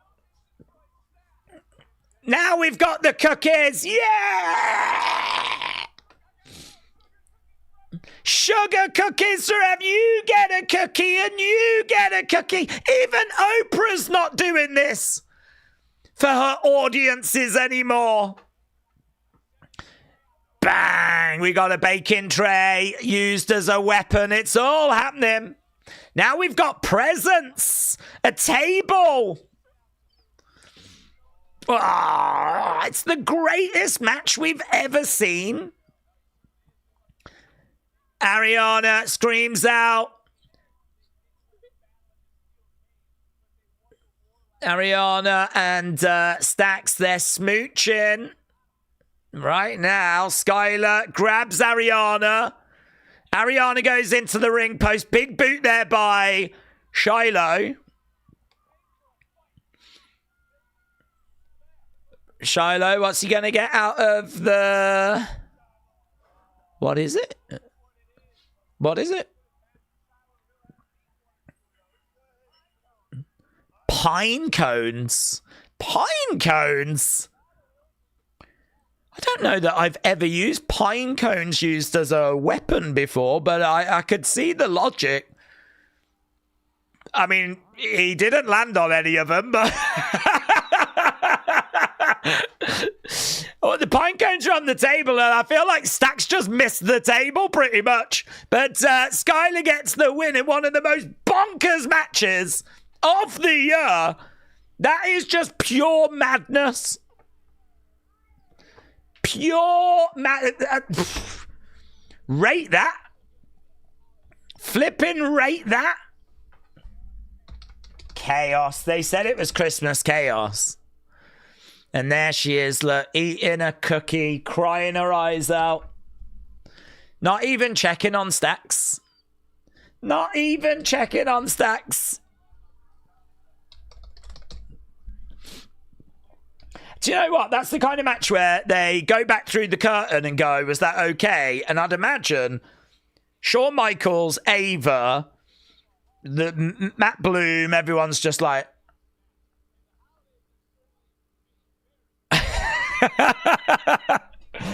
have you got any feedback or anything?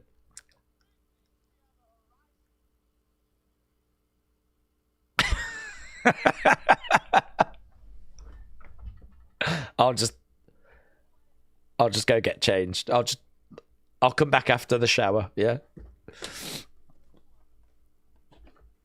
What the hell do you say to that? Joe Hendry's here.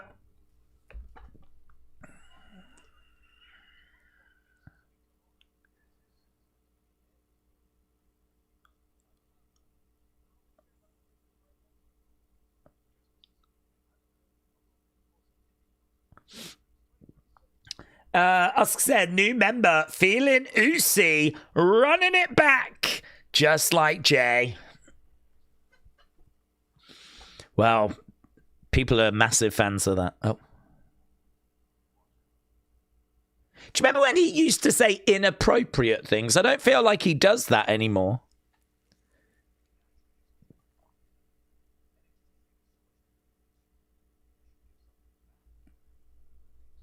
How about next week? A concert.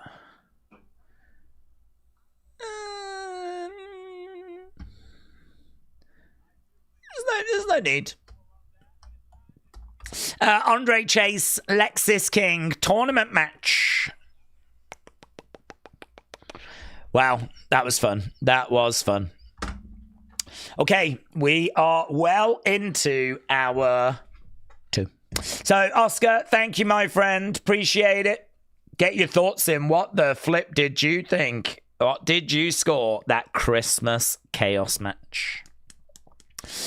They should have the Grinch, as the ref said, Flex. Commercial break? Yes, I've paused it, yes. Frankie said, I've had enough of these work punches. It just kills kayfabe.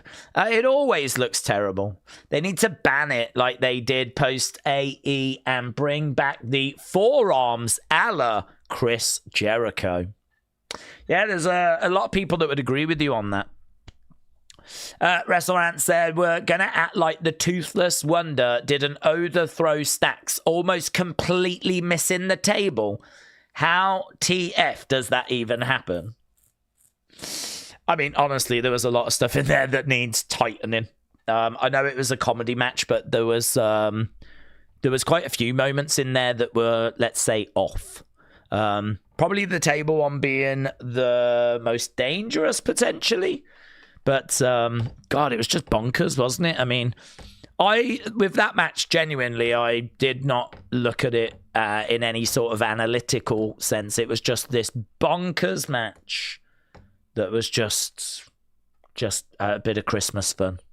But, yeah, if you want to get serious for a second, missing the table by as much as what he did, I think his lower back might have just clipped the edge of it. I mean, he did manage to knock the table down, but the majority of him did not go through the table. And if that was a normal match, you know, that could be a problem.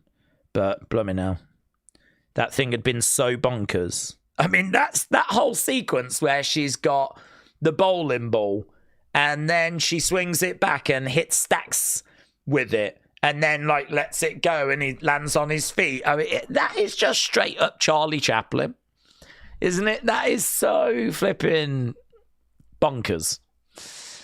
For a bit of Christmas fun, though, I mean, they called it the Christmas Chaos match. They knew what they were going for. I think they definitely delivered the kind of fun aspect they were going for. But yeah, I think if we're going to sit here and pick it apart and analyze it, like, it's probably not going to fare too well. It's Kaz. Merry Christmas. It's Kaz. Miss It's Kaz 81 Glum Girl Gunther. Merry Christmas. I hope you have a great Christmas. I hope you're not going to be as glum in 2026, my friend.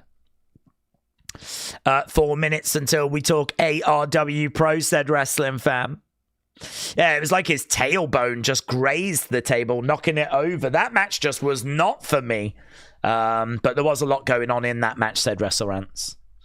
I think that's very, very fair. Very, very fair. Akeem, shout out to you. Paul, shout out to you. Merry Christmas. Merry Christmas. If you end up getting socks for Christmas, I hope they're WWE, said Daryl. I think there's probably a good chance of me getting socks, to be honest. No one ever knows what to buy me, which is understandable because I don't really go anywhere or do anything, so.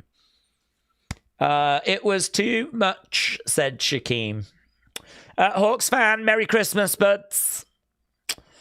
Are we back yet? We're still not back. This seems like a long break. It was so much fun. It's Christmas. I just couldn't stop laughing, said Chris. It was good stuff. Daze, how would you feel about if Trick went to Raw, Javon went to SmackDown, and Oba went to both as a free agent? Well, I wouldn't want Oba going to both as a free agent. I think one or the other. But, yeah, I don't really mind. I think both brands need boosting. They have got WWE butt plugs. Well, I will let you know if I get those. Okay, we are back then, and we got OTM.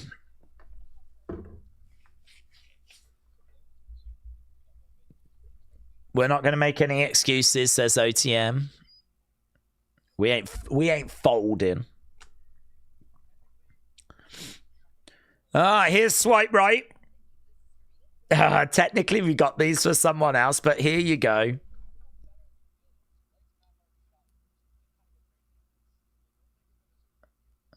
It's not a re-gifting.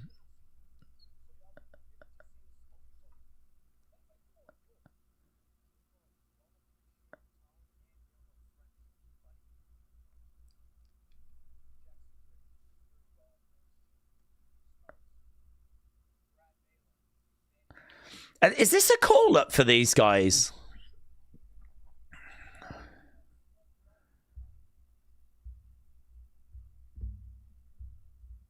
Interrupt OTM again, and you're going to pay.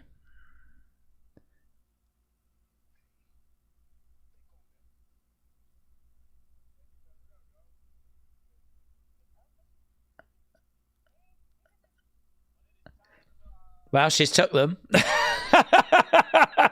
These weren't meant for you. Well, that's all right. I'll have them. Okay, Andre Chase is making the way down. Corrupt DJ. Merry Christmas, my friends. Corrupt DJ says, Merry Christmas, Daze. Thanks for all the streams. Thank you, buds. Merry Christmas to you as well. I hope you have a fantastic Christmas. And I really appreciate the generosity. As we said, I am definitely getting a new chair in January now. Thanks to everyone's generosity. So I really do appreciate it. So Corrupt DJ, it will be going towards that, my friends. Andre Chase in the ring. He's taking on Lexis, isn't he? I was trying to think who it is.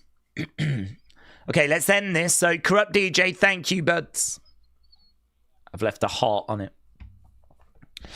Okay, Christmas. We're not going to review these speed matches.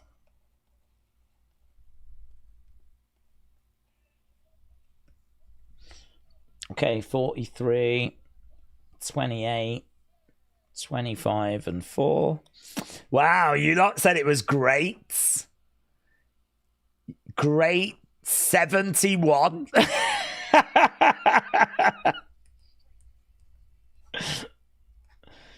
Fair play. Great 71. 28% of you voted all time. I think there's a lot of drunk people out there right now. I think there's a lot of people having a very Merry Christmas. Right, the Christmas Chaos match had everything you could expect from a Halloween street fight or an Easter basket on a pole match. You know your standard WWE comedy match, said Sean. Well, I think that's how people have felt about it. It's got a fantastic review there from our community. Swinging net breaker there by Andre Chase. When's the next stream? Well, we're doing a member stream tomorrow. And I think the next one on this channel is Friday for SmackDown. So, member stream tomorrow. There will be an unseen tonight. There will be an unseen tomorrow. And honestly, Thursday's a bit up in the air for me because of people coming round, which never normally used to happen. It happened for the first time last year. And I found out the other day they're coming round again. It's basically my brother's partner has got like a daughter, and apparently they're all coming round. So they came round for the first time last year, and they had a great time. So we've organised doing it again. So they're nice people, you know, great, no issues. But obviously it does throw a bit of a spanner in the works.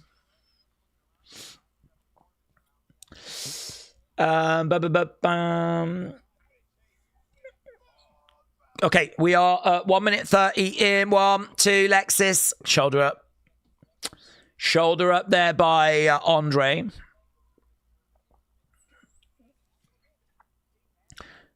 Right now, Lexis looking for a swinging net breaker. No joy.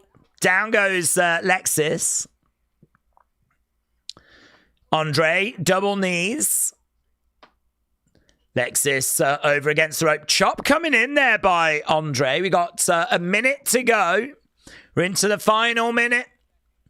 Andre Chase lands on the feet. Russian leg sweep. Yeah, he's got a submission in. It's probably a good strategy, actually. He can't get it, though. Lexis has got out. Back elbow there by Lexis.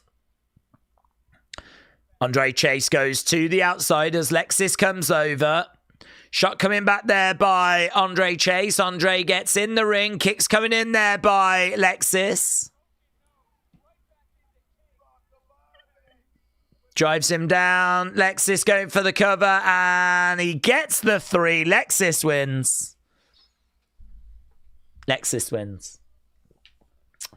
Daze, NXT, even with a Christmas theme show that's taped, is still fun, said Big Time.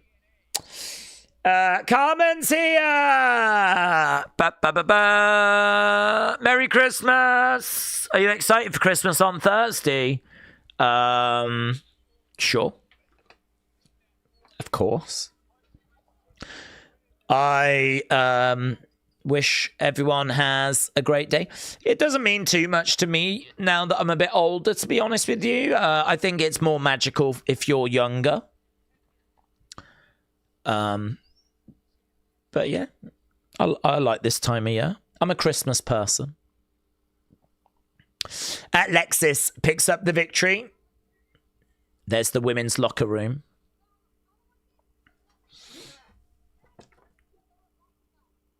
If you've got a problem with it, you'll all get what Lola got.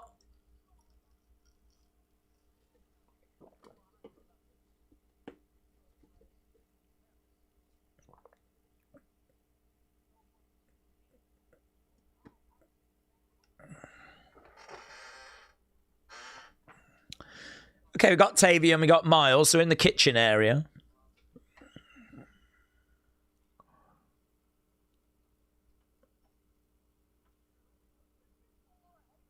Here's Hank and Tank.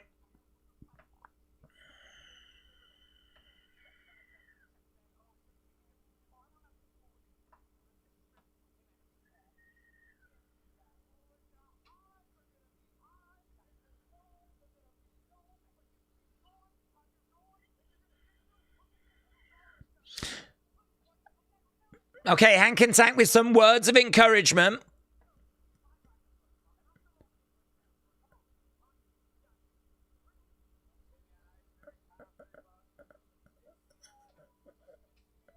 I don't really know what that's leading to. I would like a few more zeros at the end, says Jared. Days had some luck. Won £26 on a scratch card. Pop, pop, pop, pop. Hey, listen, that's very welcome, isn't it, at this time of year? Very good. Very good. It's not a huge win, but it helps. That's the way to look at it, isn't it? Definitely. A win is a win. If you get a win in life. Oh, I forgot we had this match. Do you know, I completely forgot about this. Chelsea against Sol Ruca for the United States Championship. Let's go. I completely forgot. Commercial break. Right. Benny said, here's a fun one. What will Michael Cole get for Christmas? Cole.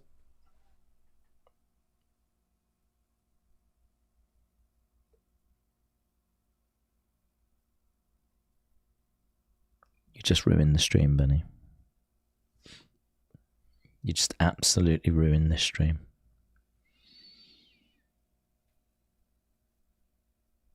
There was lots of energy and excitement. Everyone was really fun and festive, and everyone was having a good time. Then you come along with a joke like that.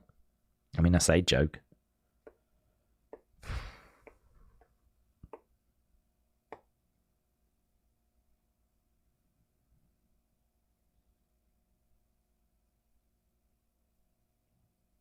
That might have killed this channel, actually.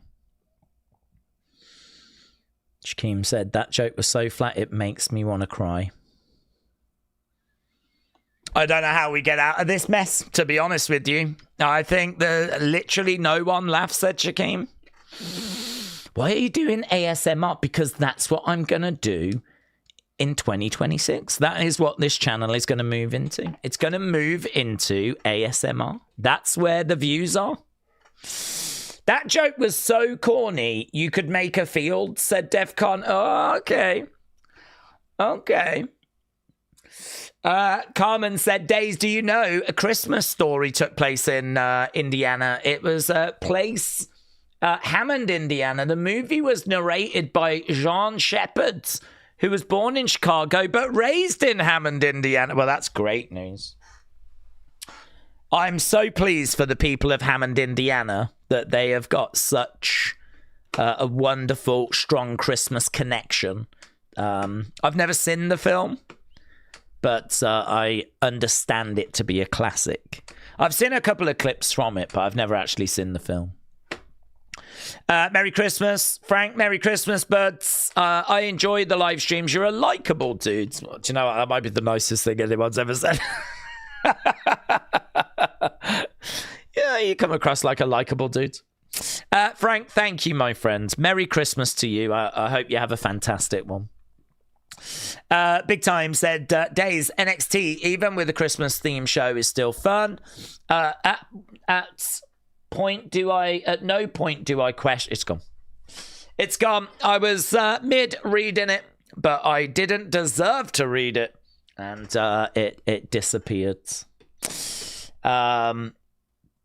That was so terrible. It was great, says Sean. Daze and likable don't belong in the same sentence.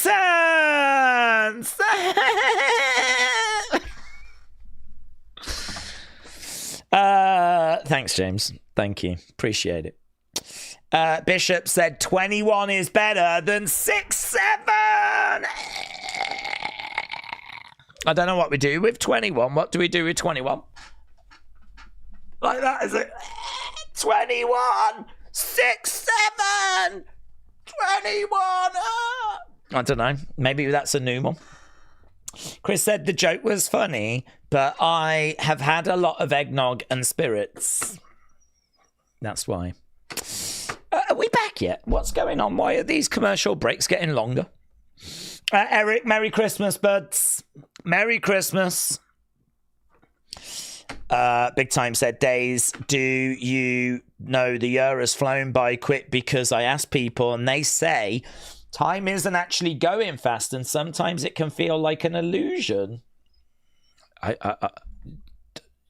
Sure.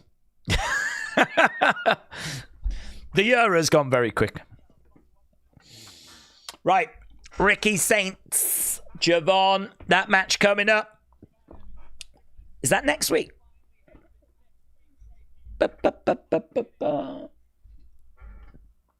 Okay, Ethan takes on Moose. I don't know where Benny's gone. Has Benny gone to work on the next joke?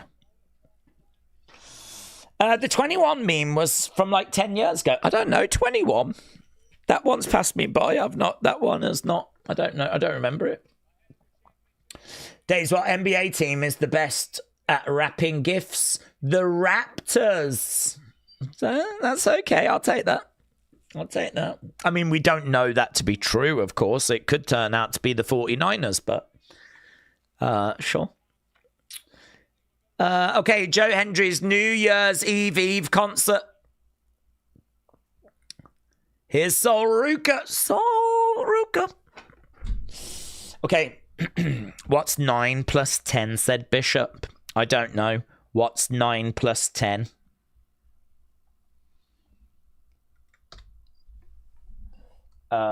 Soul versus Chelsea Green. Let's go. Carmen said every year the Indiana Welcome Center in Hammond does an exhibit on A Christmas Story called A Christmas Story Comes Home. Can you put up pictures of it so you can see what happens during it? Well, I can watch. I'll probably end up watching the film at some point in my life. I don't know that looking at pictures of the exhibition will be better than watching the actual film. I feel like if I want to find out what happens in the film, it's probably best to watch the film, innit? Here's Chelsea. Thoughts for Piper? Yeah, Piper Niven, yeah.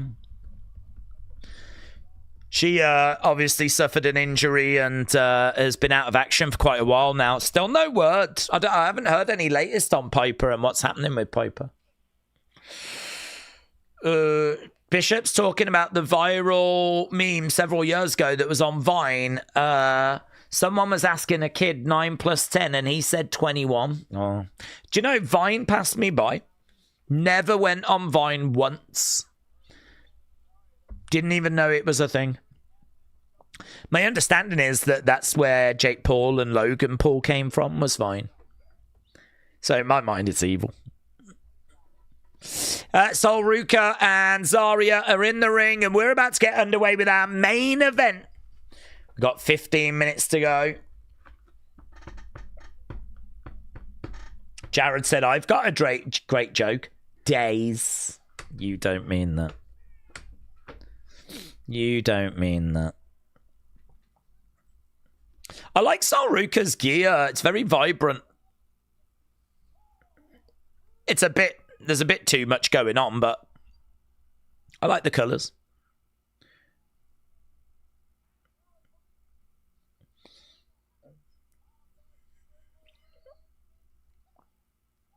Here's Chelsea.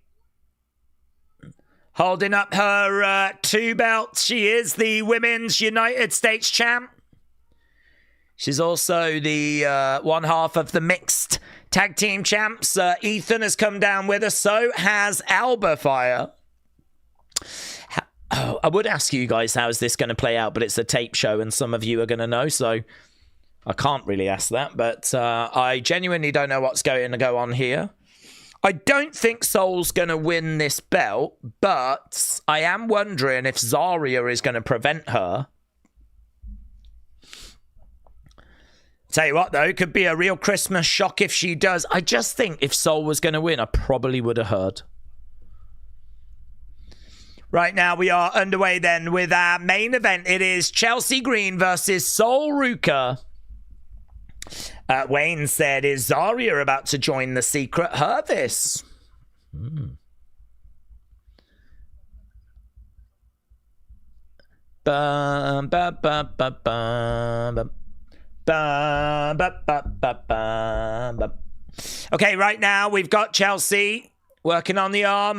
Cartwheel there by Sol Ruca. Chelsea charges over. Sol Ruca around the back. Picks up Chelsea. Chelsea. Chuck down. Okay, Sol is going for a surfboard stretch by the looks of it. Pulling back the arms of Chelsea. Chelsea screaming out. Here we go. There it is. It's in and Chelsea.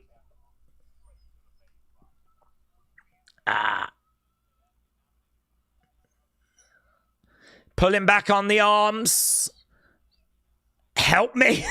I don't know who she shouted that at. Did she shout that at God? Help me. Right, yeah, I don't know. Alba's getting in there. The referee, surely the ref's going to have to remove him from ringside after that. Here's Zarya.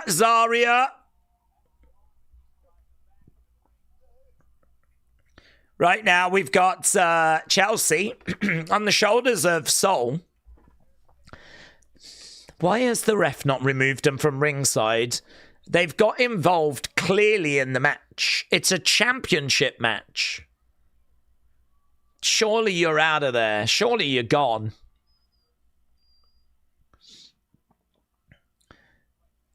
Forearm shot coming in there by Chelsea. Sol comes over, collides into Chelsea. Sol going over the other side. Chelsea collides into Sol. Big shot coming in. I tell you, Sol's got real grounds to complain here. Chelsea going over the other side of Sol. Oh my God, blimey now. Chelsea really got caught up in the ropes there. She spills to the outside. Soul is going to go for a big moonsault. Takes out all three and Kip up as well. Nice. Soul on the barricades.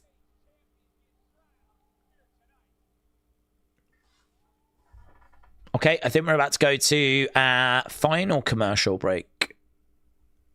Oh, I've actually got an advert. Okay. I'll let that run. Vine was funny as hell, said Akeem. Carmen said, Daze, I found out yesterday that ARW Pro switched venues from their January 10th show from the Maria Reina Center in Holbert, Indiana, to the American Legion Post 100 in Lake Station, Indiana. How's that gone down, Carmen? That's a big change. How have people taken the news? I'm amazed that I've not seen Fightful reporting that. Flex said, I can't wait to see both Ethan and Chelsea lose their AAA tag belts in the next AAA match.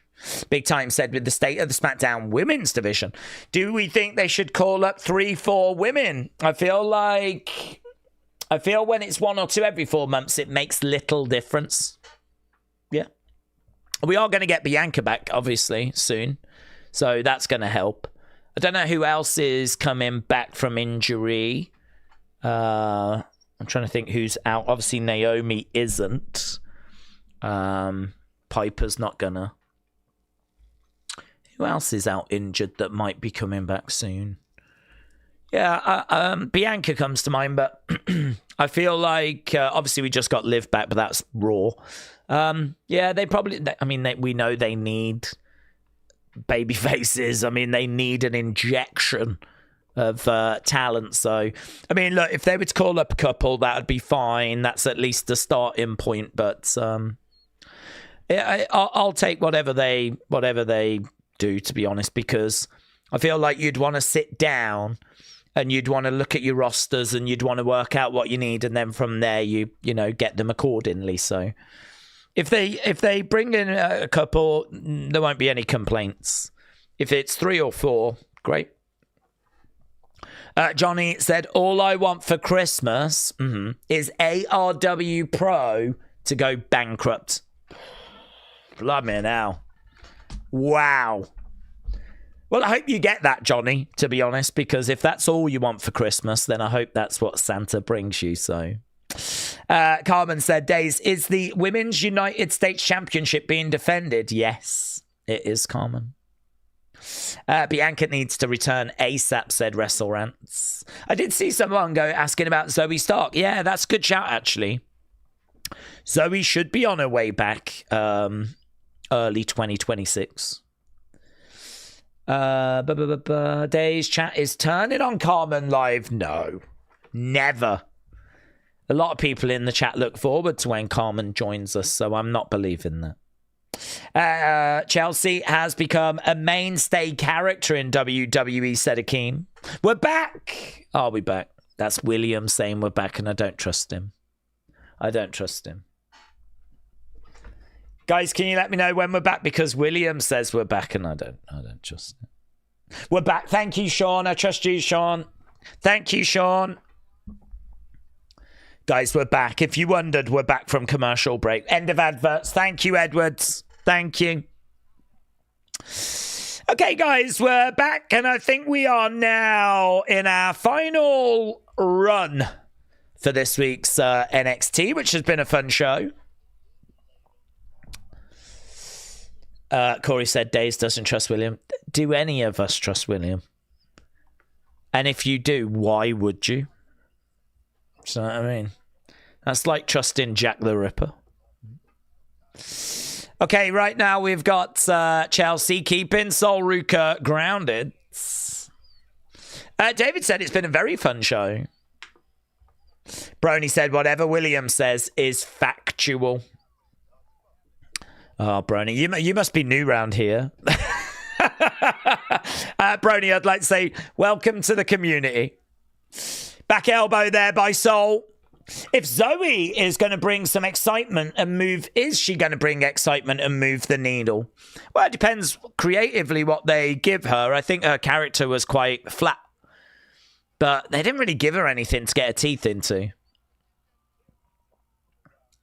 She's definitely another body that could be another feud. I think she's a decent in-ring worker, but there definitely needs to be some character development there. Soul with a missile drop kick. Kip up by Soul. Charging in. Big knee. Down goes Chelsea. Looking for cover 1, 2. Shoulder up. Shoulder up.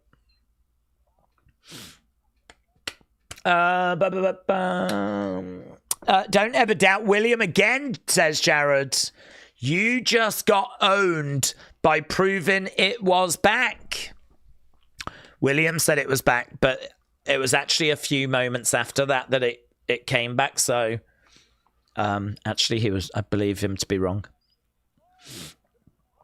Here we go. 1, 2. Kick out.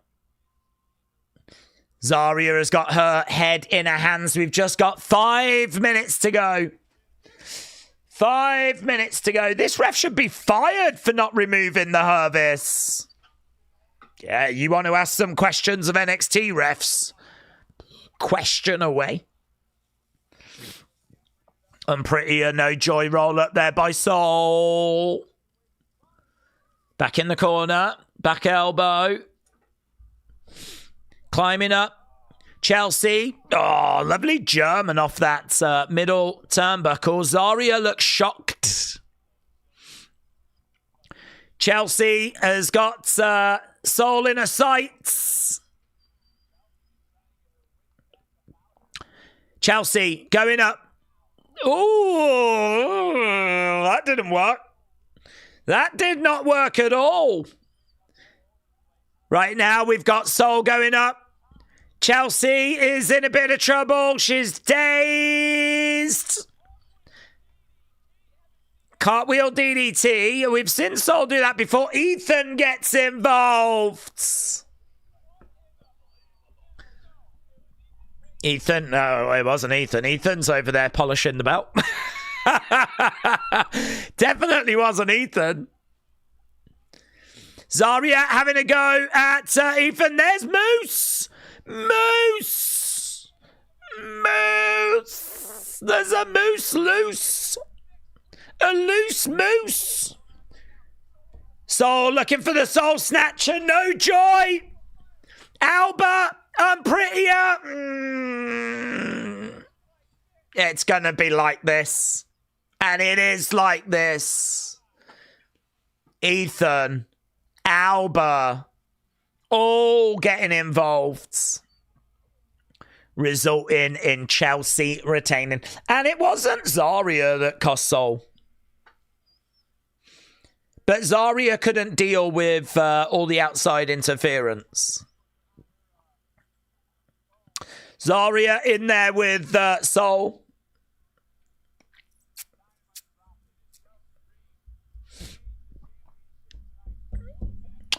The ref's blind, said Word Life. He should have got rid of him earlier, man. I hate that cartwheel DDT. I don't mind the cartwheel DDT, but I hate the fact someone has to stand there and act dazed. Certainly when you can see Chelsea going.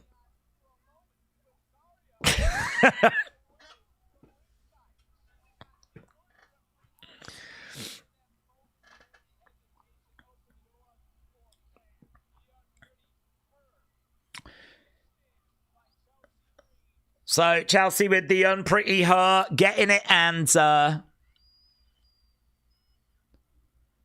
we going to get any drama, or are we just going to end?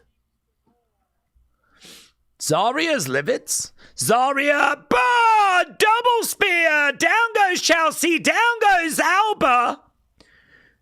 Zarya snaps. Soul's like, okay, I can vibe with this. Double Soul Snatcher. Yeah! Well, that didn't achieve a great deal, but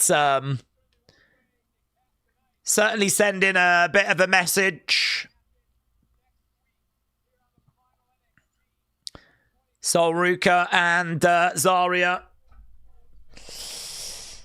Becky should chime in. A double soul snatcher. Carmen said, my favorite NBA team is the Chicago Bulls. My favorite NFL team are the Chicago Bears.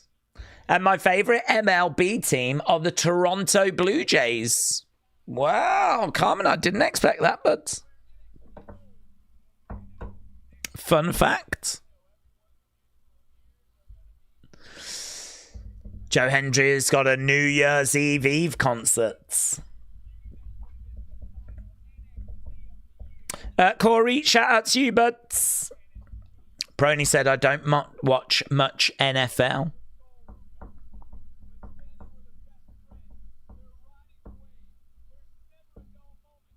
It's the National Fishing League, isn't it? I'm not really into fishing.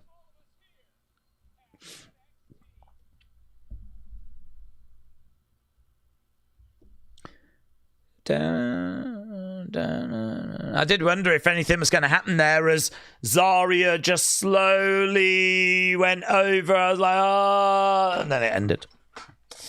And then it flipping ended.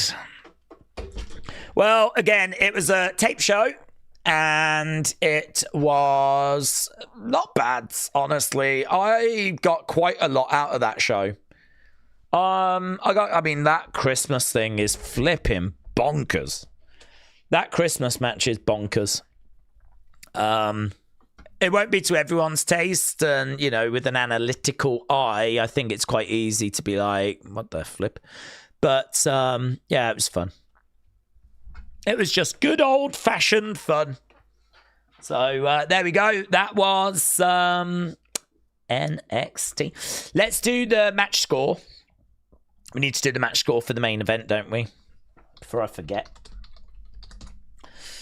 Don't forget, we're back tomorrow if you are a member. We'll be doing a member stream. I'll have an unseen for you tonight. I'll have an unseen for you tomorrow.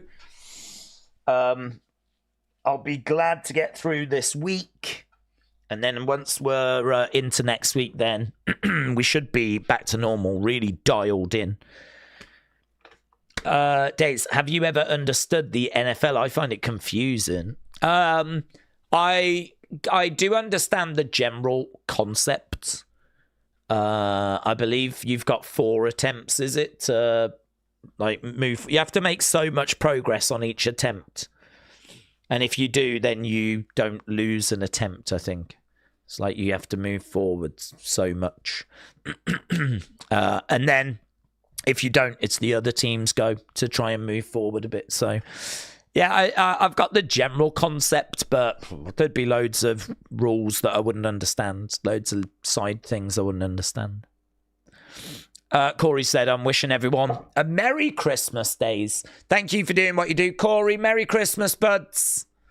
Merry Christmas. Merry Christmas to everybody. James said, Daze is English and he doesn't give a flip about your stupid American sports. That's right. Apart from drag racing. Because I think it's really fun watching drag queens race each other. That's actually my favourite sport. Brony, Merry Christmas. Bud said, Merry Christmas, everyone. I hope you guys have a great one. I am ready for these tape shows to be over. Yes. Yes.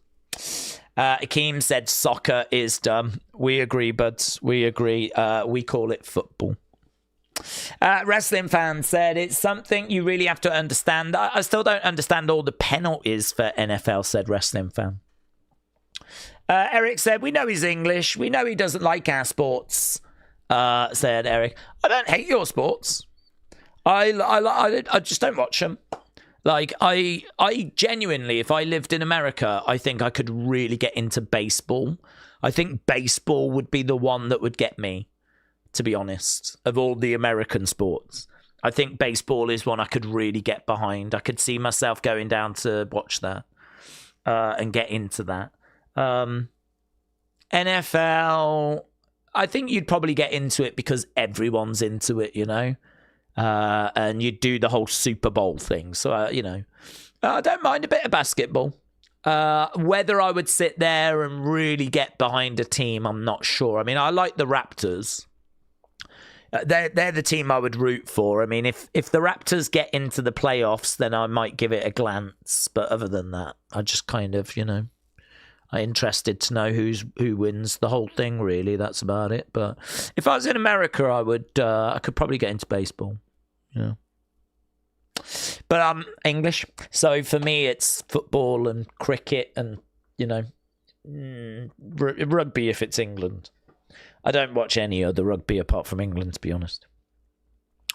So, yeah. It's the American sports are they are growing over here, but they weren't that big when I was a kid. Just wasn't a big deal when I was a kid. I think they are bigger now. NFL is bigger over here now than when I was a kid, definitely. If you're going to watch basketball, then you should watch college basketball. NBA's terrible, said Stone. I'm heavy into the NBA, said Brony, and that's about it. I tried to keep up with the Lions for the NFL, but I don't watch much besides those. Suleiman says, darts. Not really, honestly. I like Luke Littler. So once we get to like semi-finals, final of the World Championships, I'll watch him. But no. I mean, it's a fun. I like the atmosphere and all of that. It's good vibe. But as a sport, it's not one that's massively grabbed me. No, it's very, very popular over here, though. It gets really good TV ratings. And as I said, once it gets to that sort of quarterfinal, semi-final stage, I'll keep an eye out for Luke Littler, who's like 18 years old, won the World Championship last year. So I'll keep an eye out for him. But no, for me, it was the Ashes. It was the cricket that I was really keeping an eye on. And obviously, we're rubbish. And so we've lost 3-0. And there's still 2 more games to go. So it could be 5-0 by the time all is said and done. Days, my favourite MLB team is the Toronto Blue Jays, said Carmen. We know, buds. We know. James said, Days love cricket till a few days ago. Yeah, it sucks now. It turns out all American sports are better than cricket. That is confirmed. That is fact. Right, let's end the poll for that main event. You've got places to be. I've got places to be. That's not actually true, but it just sounds good. Just makes it sound like I've got plans. Seoul against Chelsea. Let's have a little look. You lot said that was good. My God, the highest scoring match tonight was that Christmas chaos thing. Why not, eh? Why not? Okay, good 97. So, Izzi Lola, good 98. Christmas chaos, great 71. Seoul, Chelsea, good 97. We didn't score the speed matches. There's not really a need. So there we go. There is no need for speed. And that's it. We are done, my friends. Okay, thank you for joining us. Appreciate it as always. Merry Christmas. And I mean that. I mean that from my soul. A very, very Merry Christmas to anyone that I won't see now until Christmas. I hope you have a fantastic one. I hope it's incredible. I hope you get everything you're hoping for.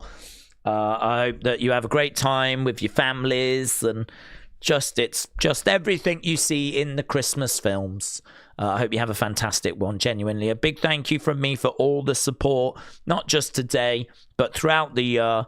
I really do appreciate it. Of course, we're just getting through this period and then we'll be, back with live shows and build into the Rumble, build into WrestleMania. So really good stuff on the way, but a time for reflection, a time for celebration, a time for love and family. and, you know, a little bit of taped wrestling is where we are right now. So get through this period, and then we'll be into hopefully some good stuff as we get through this week and whatnot. So if I don't see you, have a great one. I am back on Friday. I am around tomorrow for the members, and of course there will be unseens as well. So yes, thank you. Love you. Good night. Merry Christmas.